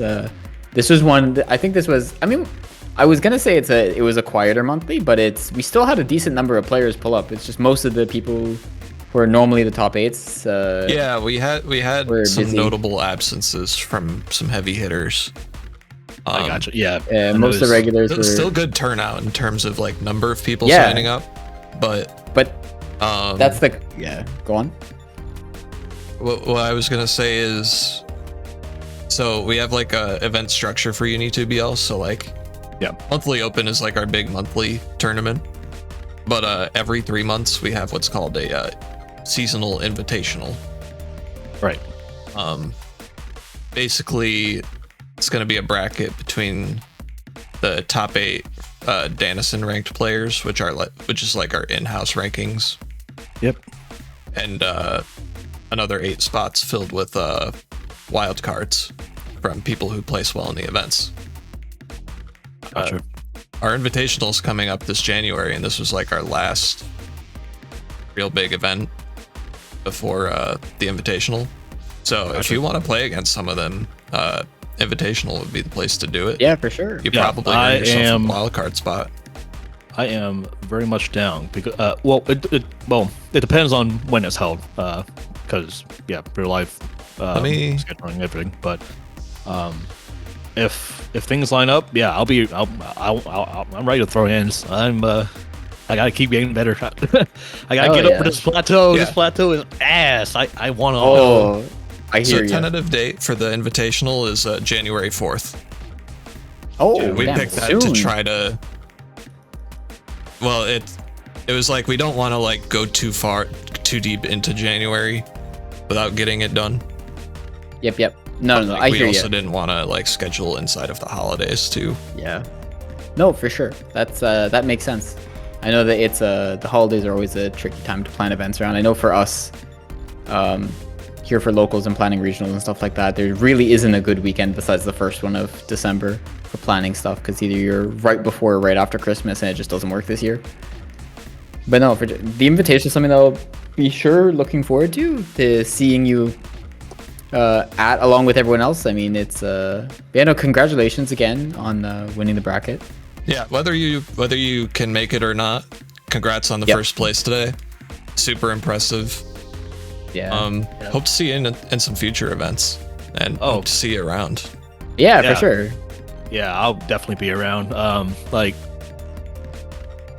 I say like if we play this monthly or this bracket with the same people,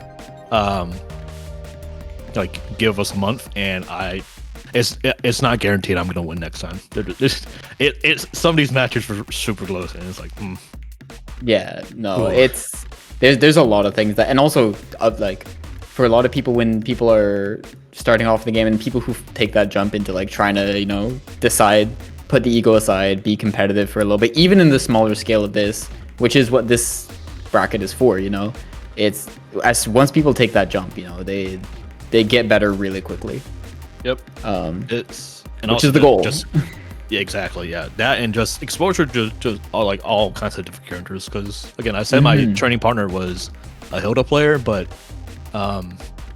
yeah, it's like playing other characters. It's like, oh my god, what the hell's going on? And then I find another person to train with is like, what the hell is going on? Until it just makes sense. And given that people are really active here, yeah, it's just a lot of people you can train with, and that's just great. For sure. I think we have like a character rep for pretty much every character besides Tsurugi, weirdly enough. Well, we have Shadow. Oh, we have Shadow King. Yeah, but sorry, of people you who want a Tsurugi rep? we do have one Tsurugi rep. I was gonna say we have pretty much every character. Like we have some that is like they don't grind a lot in the server, but they pull up for events. Sometimes, which is we have pretty much every character now. I think about it. I was gonna say no, not really Kaguya, but now we have Blue. Yeah, it's for some characters you have to like hunt down their representative. But there is one for every character in the server, which is kind of cool. It's a nice little place of like, you know, and beginner to intermediate level. A ton of characters. Like we have so many Batistas. I was gonna say whoa, so many Batistas. What are you talking about? No, we don't. It's crazy the amount of Batistas we have for a beginner server. Well, the good thing is.